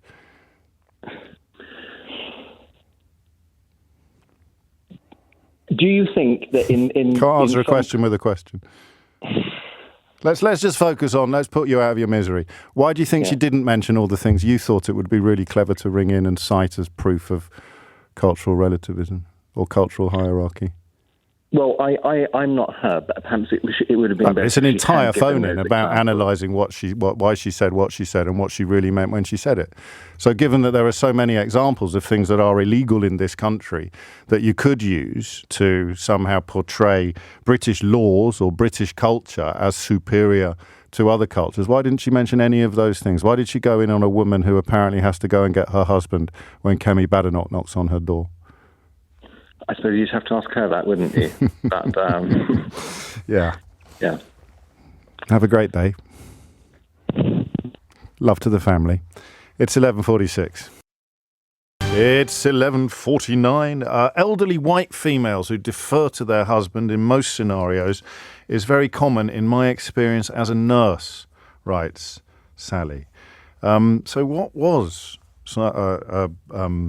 Kemi Badenoch up to when she talked about cultural validity, some cultures being more valid than others, and used us as an example, a woman of unspecified ethnicity or religion opening the door to complete strangers and then saying that she'd have to go and get her husband when she saw who it was. I wonder what you think is the implicit intention of that observation, because if we get the chance to ask her, we will. Matt Barbet of Sky News got the chance to answer honest Bob Jenrick what he was on about when he talked about English identity being under threat. I've mentioned this to you a few times. It's probably worth having a listen. What is English identity? Well, just as every nation has its own distinct history and culture, so does ours in England. What is it? Just as we would know what, a Frenchman would know what France stands for. What is English identity then, Robert Jenrick? Well, what is it? It's the history and the culture of our country. And I think England has an incredibly proud history. We have achieved so much in the world, and we should be celebrating that. We should be teaching it to our children. Our public institutions should be ensuring that it is passed on to the next generation, not carelessly denigrated and dismissed. And we should be ensuring that we don't lose it through mass migration. If you can't describe what English identity is, how is anybody coming here meant to understand that? Well, I don't think, with great respect, that you distill the identity and the history of England into a soundbite like you're asking of me. There are things that I love about this country. You've tried to distill it in an op-ed for the Daily Mail, haven't you? Well, that's what you've tried to do. When I think we've No, both I think I made a very realised different point to that, with all due respect. You, I suspect, are trying to dismiss an English politician speaking about our national identity. I think it's incredibly important that we do talk about it. And I don't think that you distill it into English identity. I don't think you distill it into a soundbite. I think it is something that people across our country know about. Give me some examples then of what English identity represents. Well, to me, it is the distinct history of our country. It is the great things that, as a country, England has achieved in the world. It's our values, it's the courtesies and manners that we have as a nation. I don't think you would be asking a Scottish politician or a Welsh politician right now, what is Scottish identity? Welsh identity. You're making the very point, if I may say, that I was setting out to do in my article in the Mail. It's the fact that influential people in our politics, in our media, in our civil service feel afraid to speak about our national identity, feel that it's not something that we should be championing and handing on to the next generation. What's he afraid of saying? What is it? I mean, how can immigration affect history? At what point do you go, oh, Lord, 1066, we blooming won?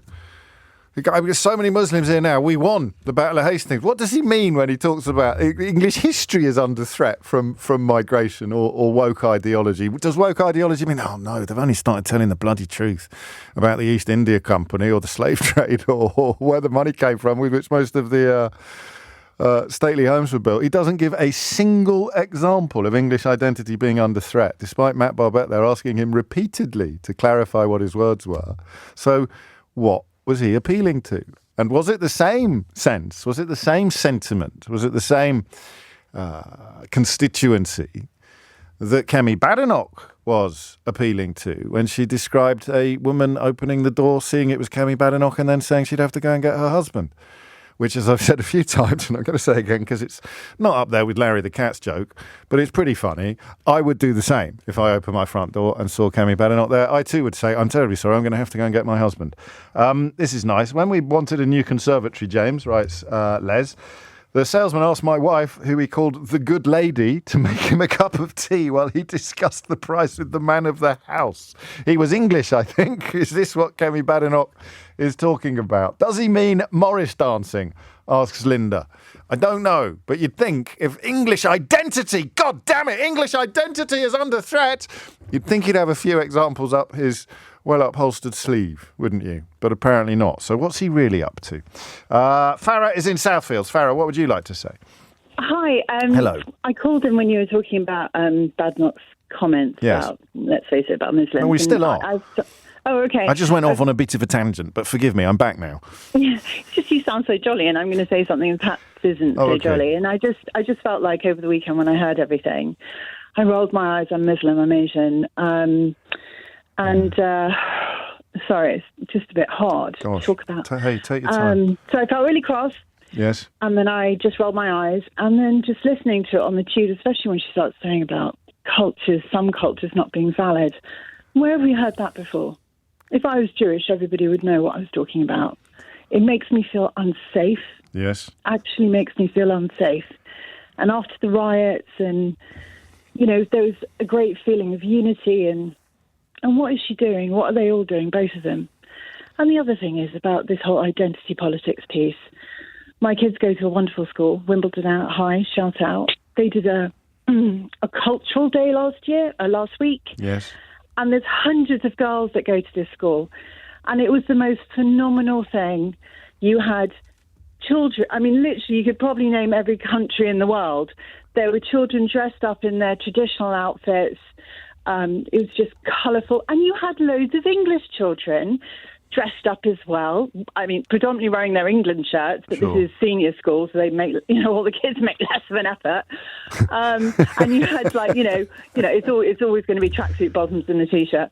Mine were in full. They looked like, Pakistani brides walking down, yes. But, the rest of it. But you had kids. Is that what they're frightened of? All that. Is that what you're saying? We think that might be what they're frightened of, or at least they're trying to appeal to people who would be frightened of that.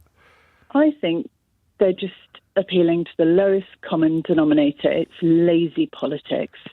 Because the easiest thing to get people on board is pick a group of individuals and just make them the focus. And, unfortunately, resentment, hatred and, disenfranchisement, if that's a word, sorry. It is now. Okay. It's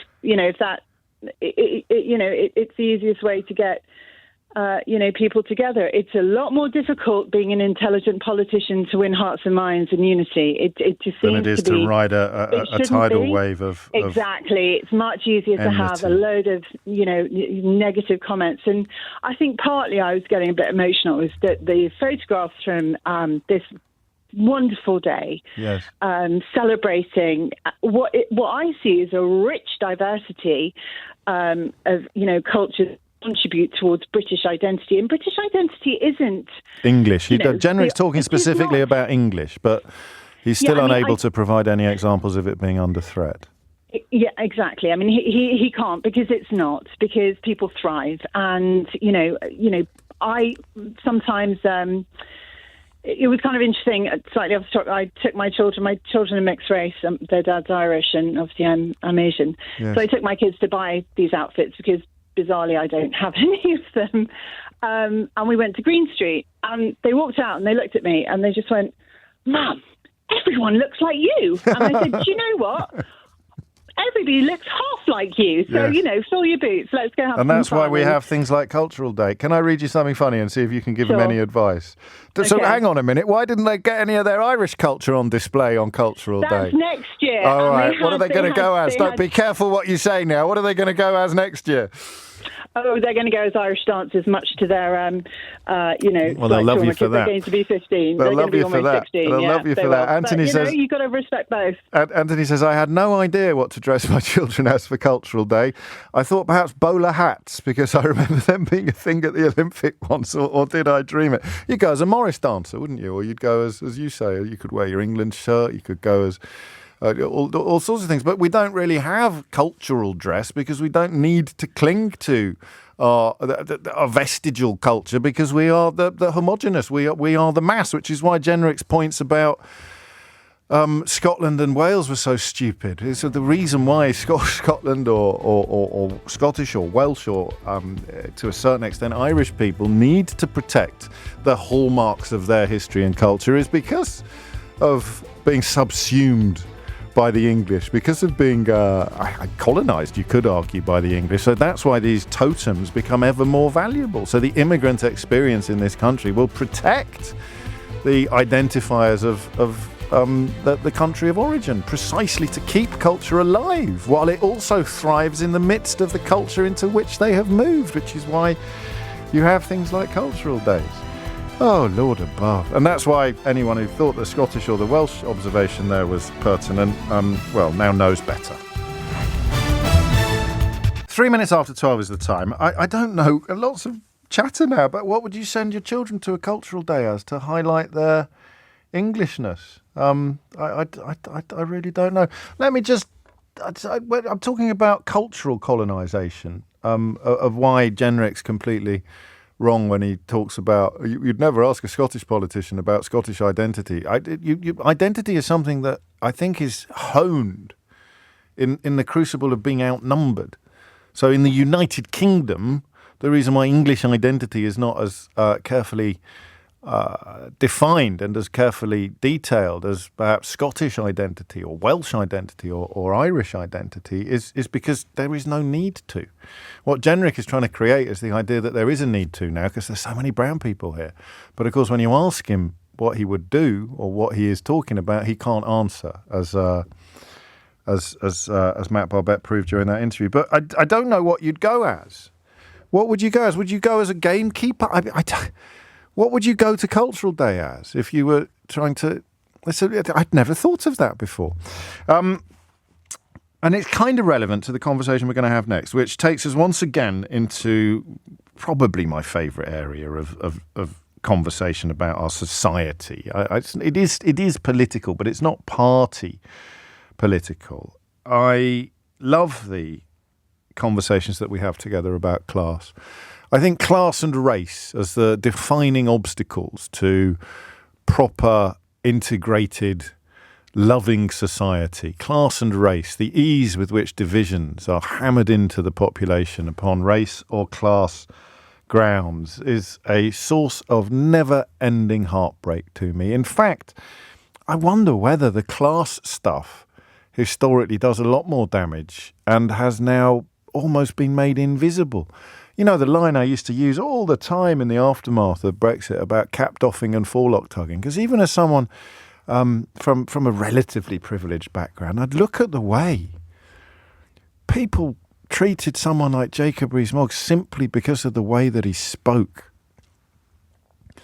or the mannerisms that he'd adopted at an early age, the kind of penny farthing in human form elements of his... And it used to really upset me. I'd have people on the show who I knew were at least as intelligent as him, but they felt they could somehow defer to his patrician superiority. It's incredible how baked into our society it is. It's a long time since I reminded you of that verse that they don't sing anymore from All Creatures Great and Small, isn't it? This to me, is this English or British? What I'm about to say. Maybe this is English identity. This is the kind of thing Robert Jenrick could have offered up, although it wouldn't have helped his case much.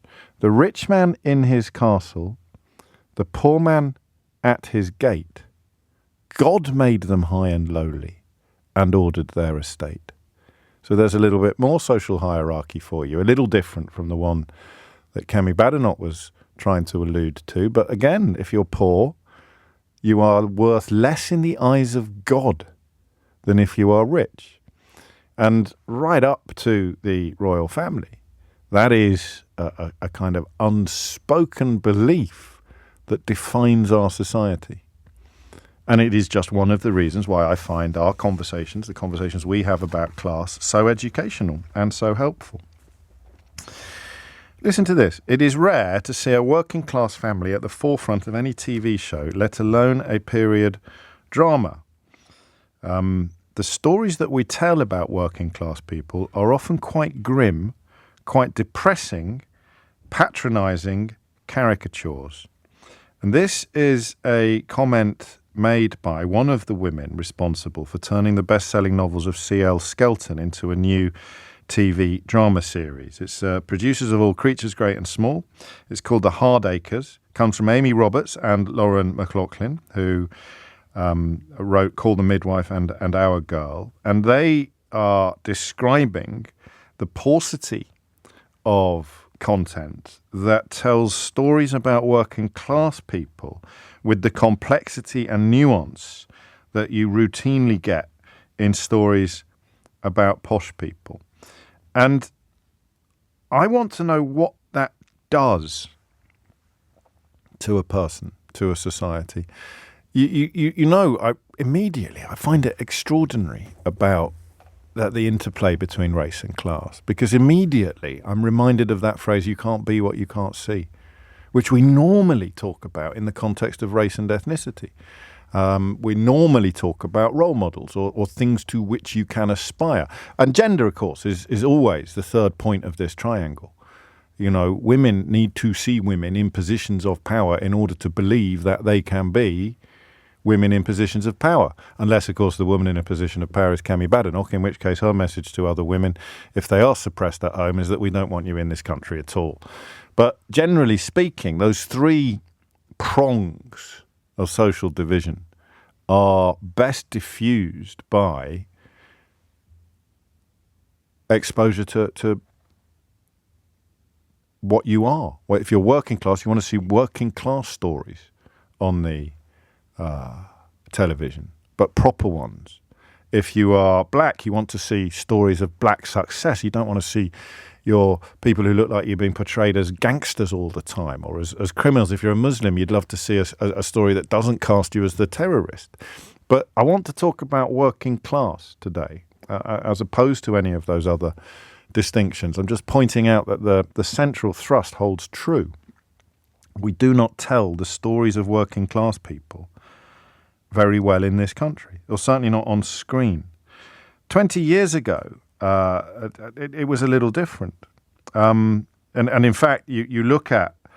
So I was thinking of shows that would work as really good examples, and I genuinely don't know, because I like Brassic. I don't know if you've seen a comedy called Brassic that Sky make, which just... a few things make me laugh as much as Brassic does.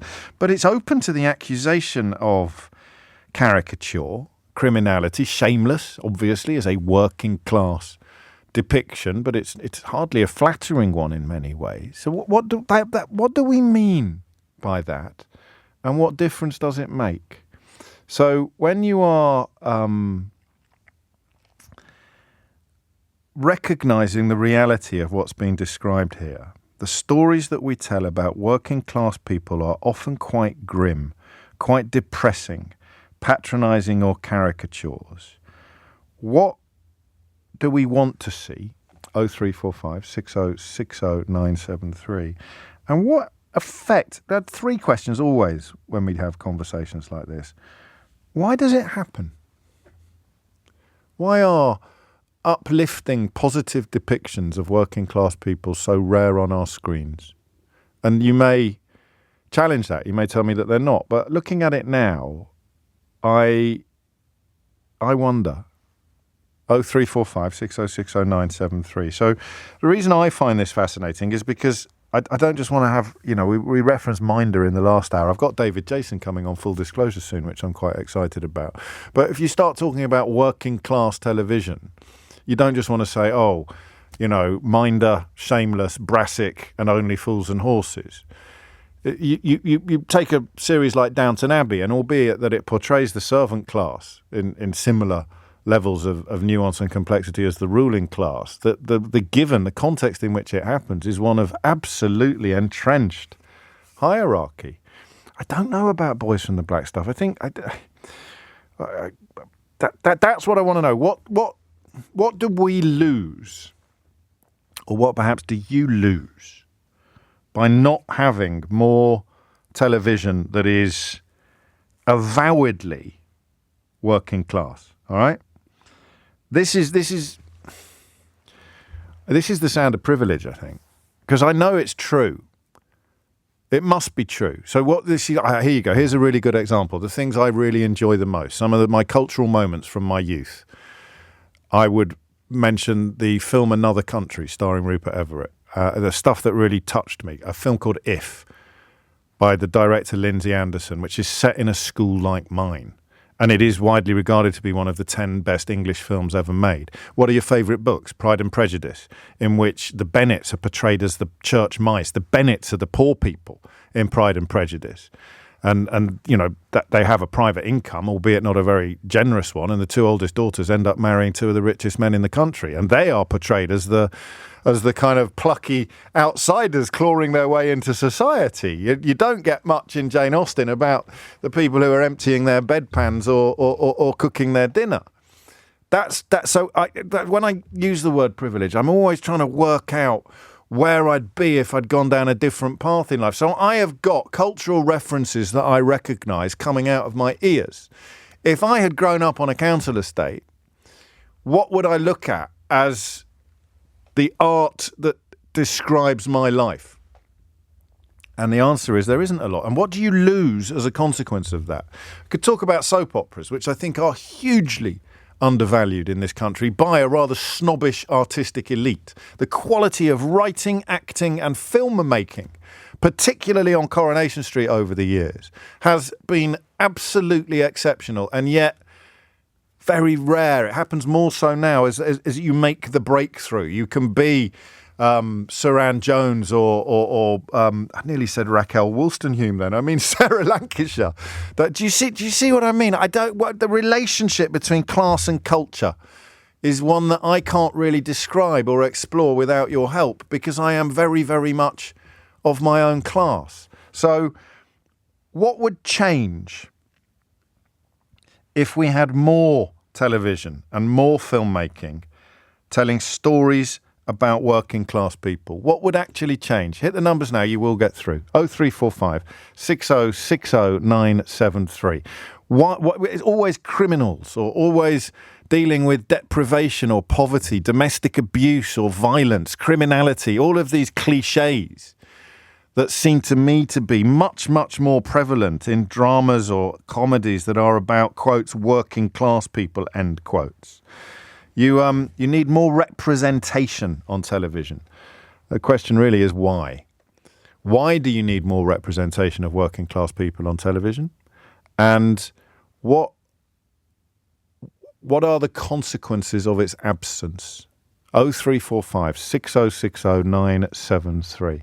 I suppose I'm asking that if you grew up working class and you never see experiences like yours on television or on screen, or if you do, they're always or almost always negative, what does it do? What does it do? What's the difference between you and me? Because I see my existence reflected back at me on television screens all the time. And when you see people from backgrounds like yours, you see criminals and gangsters, or that's what I'm trying to pin down. Okay, and I really, really need your help. I think you're right, Charlotte, that is why Gavin and Stacey is so loved, because that managed to portray an outwardly quite average working class family. I think just about middle class, working class. I don't know, but I want to know what we are missing by not doing more, and I want to know why you think historically we don't make more television programmes about people who are more like the audience than we currently do. It's 12:16 0345 6060 973. It is 18 minutes after 12. So here's the challenge, really. Think of drama or comedy that depicts working class people that isn't grim, for want of a better word. It's not grim. Or, in the case of a lot of comedy shows, it sort of portrays people as a little bit stupid. So what does this do to a society, this absence of representation? And why do we put up with it? Is it because the arts are full of people like me? Full of people that went to schools like mine? It could be that simple. Linda's in Glasgow. Linda, what would you like to say? Hi, well, your last point just kind of made my point for me. My background, I'm in Glasgow, but for years and years and years I lived in London, hence the accent, and my husband was a black cabbie, and we've often spoken about some of the stories he has to tell. He was a cab driver for a couple of decades. Yes. And we've often spoken about some of these stories and how to make great TV. Yes. And he's like, I don't know that anyone would really want to hear it. What we're left with is good. We can maybe put me in touch with someone, part the stories and do a bit of writing, come up with something. So this is chicken and egg, right? Yeah, well, so to a broader point, and my opinion on this is still forming. You just got me thinking. That's what I do on a good day. I think the problem is at the moment, TV, media, and writing is largely taken up with people from middle-class backgrounds. Yes. The reason we get caricatures is because they've got a rather caricatured idea of how we live, and it's something that I've complained about for years about Scottish programmes. We're all portrayed as drug addicts and alcoholics, and the idea of the English working class is scammers like the people in Brassic, which by the way is great writing. It's such a great show. Love the programme. However, it's not exactly flattering. It's not exactly flattering, is it? None of it shows us in a flattering light, and I think for there to be a sea change, but do you know that we need to create opportunity for people like us with real stories to tell to come forward, and the fact that it isn't, and we're left with these caricatures, really for me just embeds that. Go on. There's a ceiling there. There's a ceiling. People why does it? So you're answering the question. I was about to ask you, why does it matter? And you're answering the question really of aspiration and horizons, aren't you? Yes, people like me are not given those opportunities to do that, and I think if we were, we would see those caricatures change. So it's really about opportunity, aspiration, and people like me with ideas and real stories to tell. Just getting the opportunity to do having so. somewhere to go with them, isn't it? Yeah. So, you know, the thing about privilege or private education or whatever phrase you want to use is actually confidence. Confidence and contacts are the things that. So I know people who absolutely reasonably think, I think I might write a film script. And some of them actually get a film made. But that belief that they don't all, of course, but they all know someone who knows someone they can show it to. And that's what you're describing, is not knowing someone who knows someone who can help, really. Yeah, who would I go to? But why does this happen, though? Why does this happen, though? Because look at Kemi Badenoch's comments about working at McDonald's, making her working class. And please remember, before you start sniggering, that she never ever makes any gaffes, and she thinks so carefully about everything she says that she never has to clarify or apologise for anything. But so middle. Don't even get me started. I know I've had a Twitter diatribe about her. Anyway, yeah. We're all like those. But middle class people sometimes fetishise the working class. We're all a little bit guilty sometimes of dialing down our class in this generation instead of dialing it up, which was a previous thing. So why are all these middle-class commissioning editors who probably drop their G's and their T's and try and hide some of the evidence of their own historical privilege, why are they not actually making more programmes about the people that they sort of want to be? Because I don't think they really want to be them. And again, it's who they come into contact with. I read a recent statistic. Even within acting itself, there are fewer and fewer people, making it in acting who come from normal backgrounds. So many of those have gone to the right schools and mixed with the right people and meet directors and writers who think they'd just be great for a role. And I think class, race, caricature TV programs aside, class is the biggest obstacle in this country. Class and the drivers that help working class people like me with stories to tell. Where do you go with those stories? And to be fair, Glasgow is probably a better place to be than almost anywhere else in the UK, certainly theatrically. One of the reasons I moved here, well, my son is a musician. Yeah. One of the reasons I've moved, he plays live music.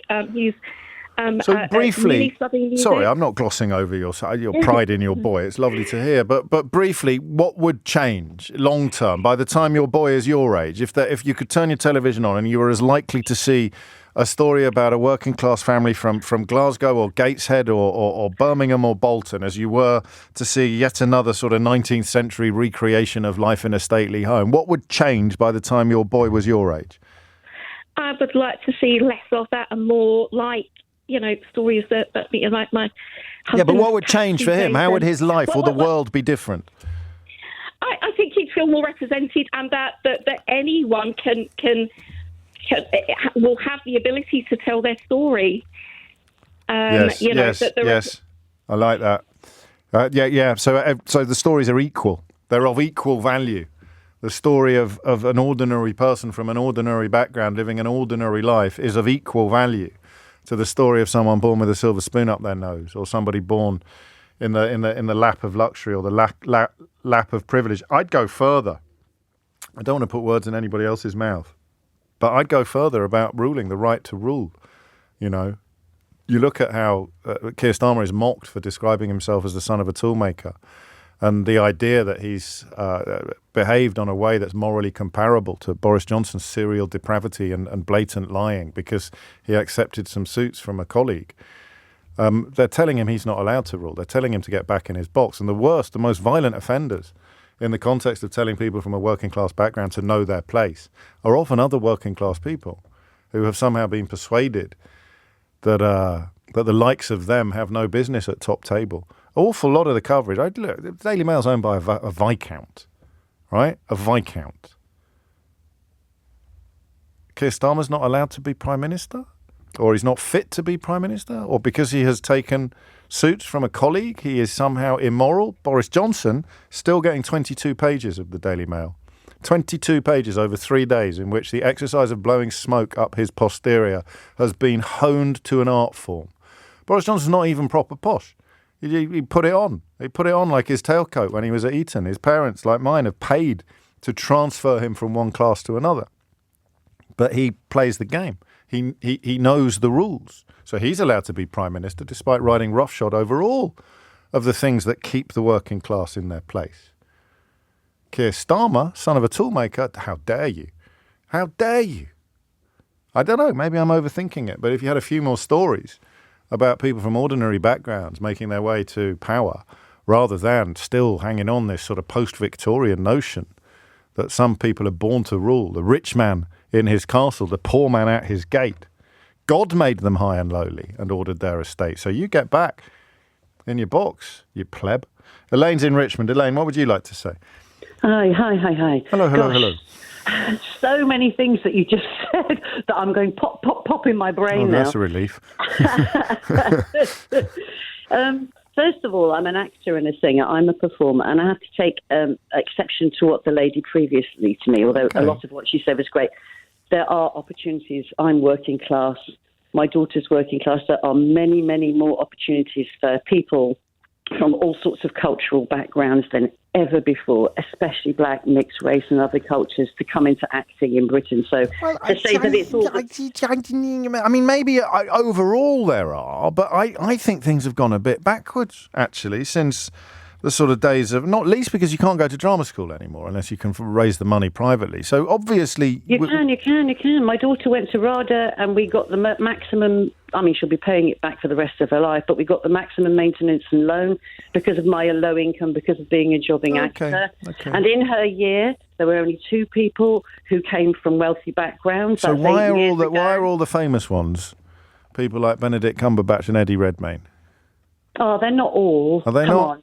No, my goodness me, no. I think it's gone backwards a bit, rather than you described a brave new world of equal opportunity. I think things have got worse since I was in my 20s, not better. I could be wrong. You're closer to the action than I am. They've got much better. I went to Birmingham Drama School, which was considered a working class drama school.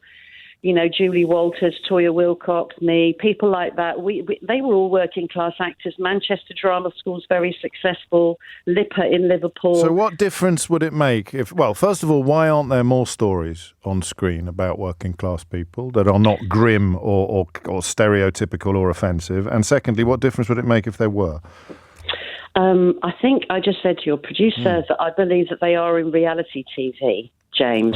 For example, for me, Gogglebox has been a revolutionary programme that shows a lot of very ordinary families from all sorts of backgrounds sitting on their sofas, crying their eyes out because they're moved, they're warm, they're supported, and they have a moral compass. And I think that reality TV, some of it, like Gogglebox, has actually shown a lot of ordinary families in Britain, and I think it has a value. My friends that live overseas, when they watch it, they're moved by the programme. They're like, wow. It's not a drama, though, is it? I mean, in a way, you prove the point. It's you know, we'll come and voyeuristically watch you on your sofa, but we're not going to make a story about your life.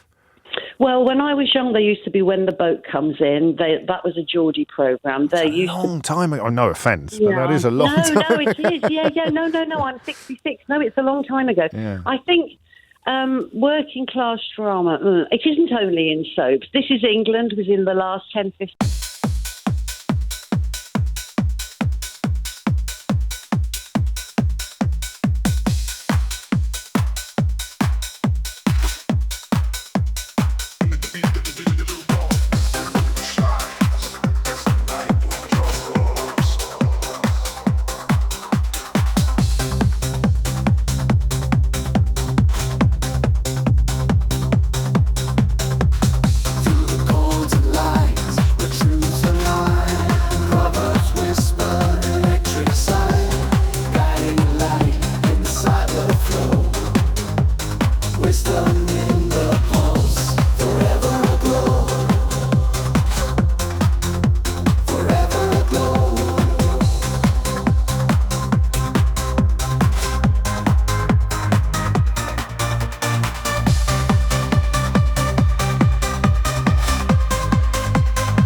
years. That was about working class Britain. Well, they exist, but not on anything like the scale that the middle class experience, or indeed the upper class experience, which is a tiny proportion of our society.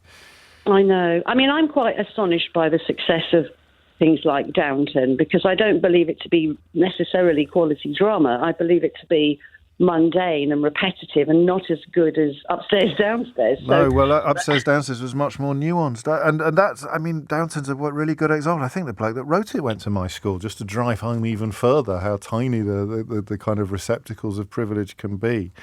But why do people like that answer? Because there is a kind of, I think, a latent deference, a latent forelock tugging. You know, we'll watch the lives of our betters. I hate that word. Probably if I could remove any word or any concept from the English language, it would be the notion of our betters, or that, well, it's not for the likes of us. And I think that is why these programmes aren't made, or they don't exist on the same scale that tales of tiny parts of the population. The aristocracy, for example.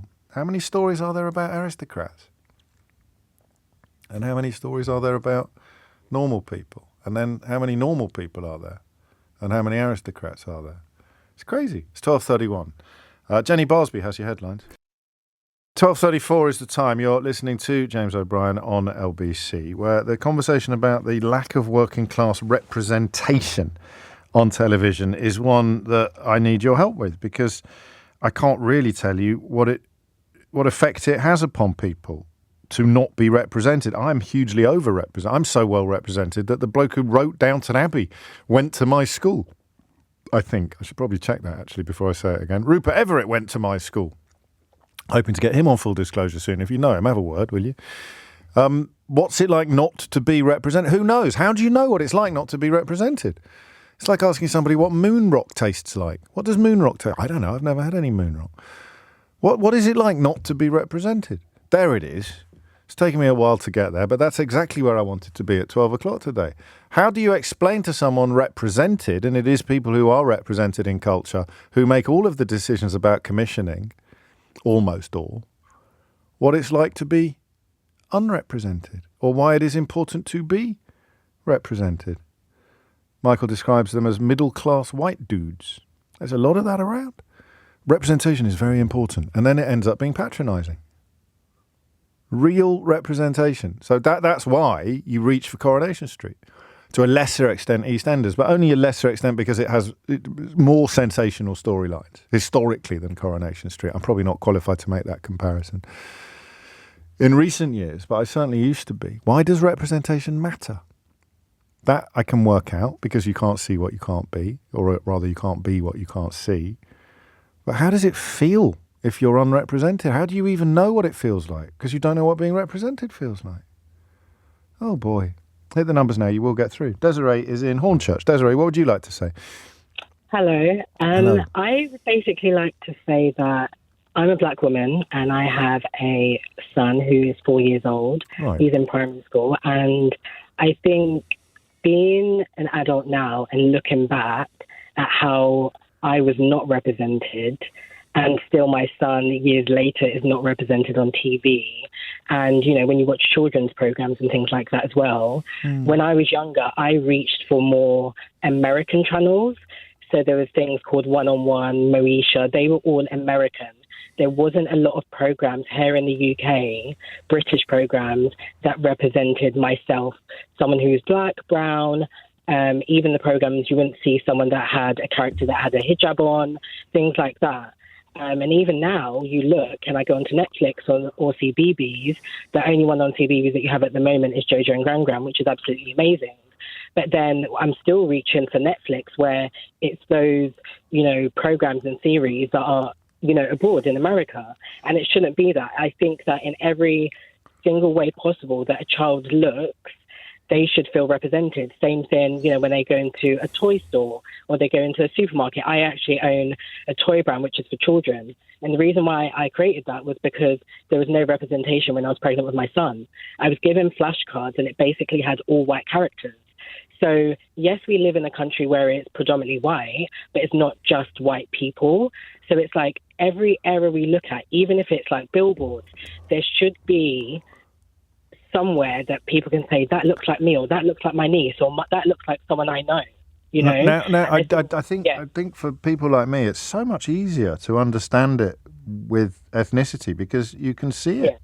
And you can see colour, you know. It's absolutely. I forgive the simplicity of this observation, but it's there in black and white. Can you do the same thing with class? Can you describe what you've just described to me with reference to class? I think that's a bit harder. I think when it comes to class, because when you look at white middle class and black middle class, people see it different. So you could have someone who is a white individual and a black individual, and people would probably look down on someone who's black middle class because of the stereotype of black women and black men. So already, you know, I've got friends who they might be walking down the road and someone crosses over because it's a black man. But if it was a white man, it would be completely different. Do you know what I mean? Well, I do, so but I don't know why that. I mean, I'm not in any way trying to move you away from your central point, but the phone-in we're having is specifically about a lack of working class content on television. So that's why I talk about it being easy to see the presence or the absence of colour. But what would a world in which there was more working class represent? For example, how would children's television be more working class? How would there be more representation of working class people on children's television? I think if they just allowed more people on. But who? Who are we talking about? People who sound like Dick Van Dyke and Mary Poppins?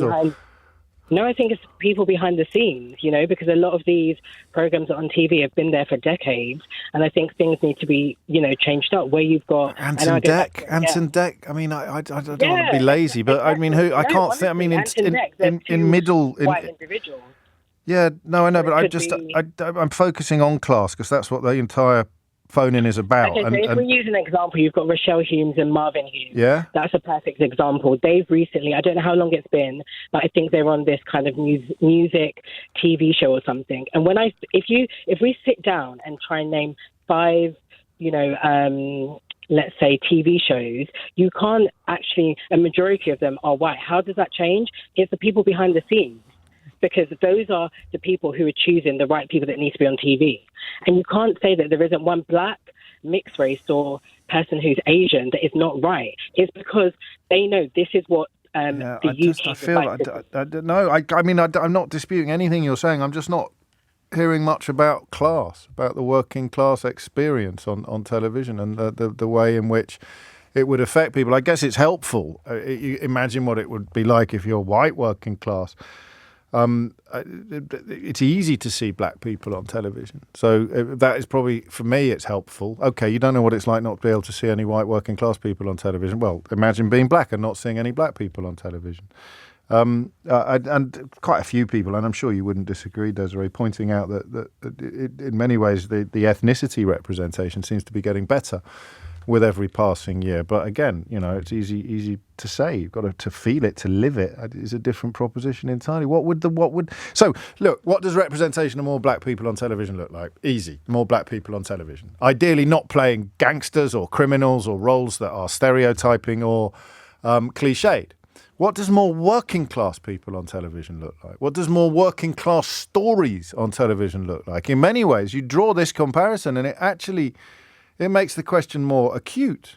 I find it easy to describe improved representation of ethnic minorities on television and stories. But what would improved representation of working class people and stories on television look like? You see, I don't know. Felipe's in Harrow. Felipe, what would you like to say? Hey, James. Thanks for having me on. You're very welcome. I think it's a great question. And I fear I'm not going to sort of move on or find an answer, but maybe that's okay. And I'm just sitting here thinking about and your producer helped me figure this out together, that there's a sort of inevitability to what you're describing. And let me just sort of lay out a sort of flow chart that I think kind of happens. It's sort of like working class artists and creators wanting to make a show, a series, or whatever it might be, tell their story. And if you want that story to be authentic, then it probably will have really difficult bits in it and things that maybe portray the working class experience as hard, and that might include things that become stereotypes like alcoholism or family struggles or the rest of it. And if you get a really authentic piece of art from that, then it kind of just perpetuates the class divide and the stereotypes that we're describing. Does that make sense? Yeah, it does, actually. And so then it's a really nuanced conversation, therefore, about sort of, or should we tell stories that are maybe less authentic, but slightly more generic, that we see working class people. So that works. Sort of it. So we'll commission. So that works. So we'll commission something a bit like that, and to commission outside your comfort zone. Yes, yeah, I think that's part of it. Let me read you something. Yeah. This is from someone I know, but it's come as a direct message, so I'm not going to tell you who it is. But it's someone who, many years ago, I really wanted to work for. Actually, so I make dramas, but no commissioner is interested in telling working class stories because they don't understand them. They want pretty houses. They want lives that they recognise because it helps them retain their power. And there are so few commissioners that it's the same people over and over again making the same decisions. Commissioners feel disempowered if areas are covered that do not reflect their own backgrounds. And in my experience, most drama producers are the same. That, I think, is a companion piece to your contribution, isn't it? Yeah, I think that's probably right. I was actually in Brassic on what you, which you said was, one of the. Blimey, there's a twist. Yeah, I was in it. I'm an actor, so and I think that's true. But Brassic. So the interesting thing about Brassic is that Joe Gilgun, who's the main dude and the guy that wrote it. Yeah. I think he worked really, really hard to tell that story and had to sort of maybe produce it himself. I don't know that for sure, but it seems like that's the case. To get it made. Sort of, to get it made, you need to have those conversations. And as you quite rightly said before, you either need the confidence or the contacts. And if you're not a working class artist with a heck of a lot of confidence, then, I mean, good luck to you. Yeah, So and really, that then really becomes sticky situation. unrepresentative, because to have that level of chutzpah or swagger or whatever you want to call it puts you in a different constituency of people from the correct ones whose stories you want to tell. Are you Felipe Pacheco? I am, yeah. So you were in Frantic Assembly as well. Yes, I was, yeah. Man, we love that. Yeah. We love that. My daughter did that at her GCSE for drama. She studied your work. She loved all that. Metamorphosis, I think. Yeah, I think that's right. You might have mentioned it on Twitter at some point as well. Yeah, I was in that. Yeah, I love that. Thanks, man. What are you doing at the moment? I know that's always a slightly loaded question to ask an actor. Well, it's good. I'm currently working on Tim Crouch's new play at the Unicorn Theatre, London Bridge. So we're going to open this weekend. So. Well, break a leg. Thank you very much. Thank you very much. Appreciate it. And we'll talk again. God, I love it when stuff like that happens. It is 12:46. It is 12:49. Highlights from Conservative Party conference. Kemi Badenoch has just declared that there are too many podcasts. I mean, I thought these people believed in the free market. Didn't they? I don't know. And also, Liz Truss has said the country is already socialist. I don't know why Liz Truss is there. She's not even a Conservative MP anymore, but I do find the long list of people Liz Truss blames for Liz Truss endlessly fascinating. Liz Truss, welcome to the stage. Who do you blame for Liz Truss? Well, I blame eco-zealots and trans activists in the civil service. I blame the woke mind blob. Was that her? I blame the socialists. I blame the economic establishment. I blame the sunlight. I blame the sunshine. I blame the moonlight. I blame the good times. And I also blame the boogie. Liz Truss, just run us through once again who you blame for Liz Truss, would you? I blame the world and also his wife. I mean, it is extraordinary that she is still, well, I don't know if she is actually. I presume most people who've turned up at that meeting have turned up for the comedy value, in which case they won't have been disappointed. We're talking about working class representation on screen, and you can hear me groping in the dark towards a moment of realisation. Probably best illustrated by the ease with which you can portray the importance of ethnic minority representation on screen. You're growing up black in Britain. If you didn't see any black people on screen, it's easy to imagine the impact that would have on you. But if you are working class, you suffer from a similar malaise, or again, but there are parallels to be drawn. The only people you see are negatively portrayed, either stereotypes, caricatures, or worse. So what does it do? Why does it happen? I love that comment from my anonymous friend, talking about commissioning editors being too frightened to commission anything that's outside their own sphere of experience. And then Felipe, himself an actor who appeared in one of the shows that I've referenced as a essentially working class entertainment, Brassic, describing how the lack of risk taking. We knit those two together, and a lot of this begins to make sense. Rax is in Surbiton. Rax, what would you like to say? Hi, James. Hi. I've just been listening to what you've been saying, and it really resonated with me. I'm Asian. I'm from London. I'm 46 years old. Yeah. When I was growing up in Harrow, there was this cry in my household every time there was a non-white person on TV. My dad used to shout it, my mum used to shout it, my sister used to shout it. We'd come running down the stairs. We had one black and white TV, then we got colour. I was going to say, how would you know? It's like watching the snooker. Exactly, totally. And my dad watched a lot of black and white snooker. Yeah, but it was Trevor McDonald, Maurice Stewart, Gary Wilmot, Lenny Henry, and not even any. If there was an Asian person on TV, it would be wow, and it would be our talking point for the whole day. Yeah.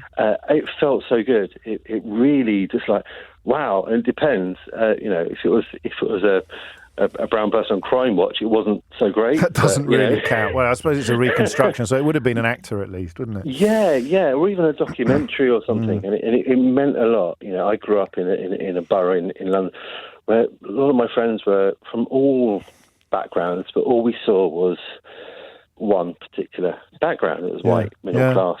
And what does it do then? What does it does it tell you there are more doors open to you than you would otherwise have realised? Yeah. So one thing that I would perhaps challenge you on, James, is that one would hope that things have changed, and I think they have changed quite a lot, because I see it in how I feel when I turn on TV in whatever format that is. And I was telling your producer, EastEnders was a massive deal in my house, massive deal in my life, actually. And I've not watched it for a few years, and maybe I should have continued. But I saw the very first episode of EastEnders. I saw how it, encapsulated East End life. And now if you go to East End London, funny, but it's not a homogenous white experience. No.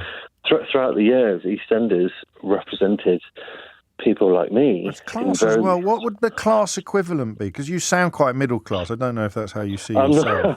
My dad was a postie. Yeah. I'm not. I'm. It's just the southeast twang, isn't it? But what would maybe class representation be? What would the? Because again, I find it much easier to see what you described than I would to see the class question treated similarly. It's interesting because I think in somewhere in the late 80s or 90s, early 90s, Channel 4 decided to do a soap opera on the Asian experience, and it was a very middle class deal. It didn't really last that long. I can't remember the name. You didn't dream it? No, I'm sure. I'm sure because in our house, everyone cried. There's a brown person on TV, so we watched it, and it was a great drama, but it wasn't my experience of life. It wasn't. Okay. So having a working class families on EastEnders, and you mentioning soaps before, it was so important in my household because it's not just a one-off drama. It's a regular kind of focus on what do these families do, what do they think, how do they live, how do they interact. This is. I mean, it isn't a coincidence that we're all finding it easier to talk about representation through the lens of race than we are through the lens of class. And although there's a huge amount of interplay and crossover, I guess the question is, what is the difference between a middle-class childhood and a working-class childhood? So, that's much harder to answer than the difference between growing up white and growing up black. No, you're right. And I think sometimes I see, I don't watch a lot of live TV. I watch a lot of Netflix series and Brassic. I'm glad Felipe rang because I'm a massive fan of Brassic. But a lot of these are self-selecting, and I think that the beauty of showing something like Corrie or my mum, for example, she lives by herself. She's elderly. She's got Parkinson's. She watches religiously Emmerdale, Corrie, and EastEnders, and just to see herself represented. I think it's more important than me seeing myself represented because she feels part of the community. Okay. And up until now, these soaps have kind of either got it really right or really wrong. So there was a phase in the 90s or early 2000s when they brought an Asian family into EastEnders. It went really bad because it was written by white people who thought that's that they interesting. knew. Well, there you go. There's an answer to the question about what goes wrong. There's hardly any. In fact, when they got rid of doctors, which is quite a recent decision, that has really wrecked things for an awful lot of working class writers. In drama, in TV drama. Rax, I'm cracking on just because I want to squeeze in one more call. But I think you're talking about Family Pride. Was that the show, Family Pride? I think it was. Quite a lot of people had their memory piqued there by you. Stephen is in Walthamstow with the last word on this. What's it going to be, Stephen? Hi, boss. Hello, mate. Hello. I've just got to say that there are some programs that are out at the moment. They're actually on. There's a particular show on Netflix called Supercell. Love it. And it's actually written by a black Rapman. producer It's called written by Rapman. Rapman. Yes. That's the one. I know it well. And it's a great. So that is a black working class experience, albeit that no spoilers here, but albeit that they turn out to be superheroes. That's as again, it's easier to see the representation of black people in Supercell than it is to see the representation of working class people. Totally agree with you. But I think it combines the two pretty well because it actually educates people about the disease of sickle cell, and it actually watching it puts a smile on your face. It actually's got a good feel to it. There's a story behind it. and it gets you on edge. And I personally think that what's out at the moment, there's nothing like that. There's nothing like a show that's actually showing those kind of programs. I wonder how that got commissioned. It'd be interesting to see, wouldn't it? I wonder how that got commissioned and whether it tallies with these comments and contributions about commissioning editors or the people in whose gift these shows are having a fear, if you like, of commissioning anything they're not familiar with or not comfortable with, for understandable reasons. But I wonder what the story of Supercell coming to our screens was, because that must have been some pitch meeting in which having sickle cell essentially also imbues you with superpowers. And it is an almost exclusively black sort of top-line cast as well. Thank you, mate. I love that moment when Felipe revealed he'd been in Brassic, and then Dhirendra's been in touch to say, thanks for that, James. I was actually in Family Pride. It's Showbiz Central, this. We need a green room. If you missed any of today's show, you can listen back on Catch Up on Global Player, where you can also pause and rewind live radio, as well as listen to a range of podcasts. Don't tell Kemi Badenoch, will you? She's just told Tory Conference that there are too many podcasts. Download it now for free from your app store or head to globalplayer.com. Coming up at 4 on LBC, it's Tom Swarbrick, but now, as you may have gathered, it's Sheila Fogarty.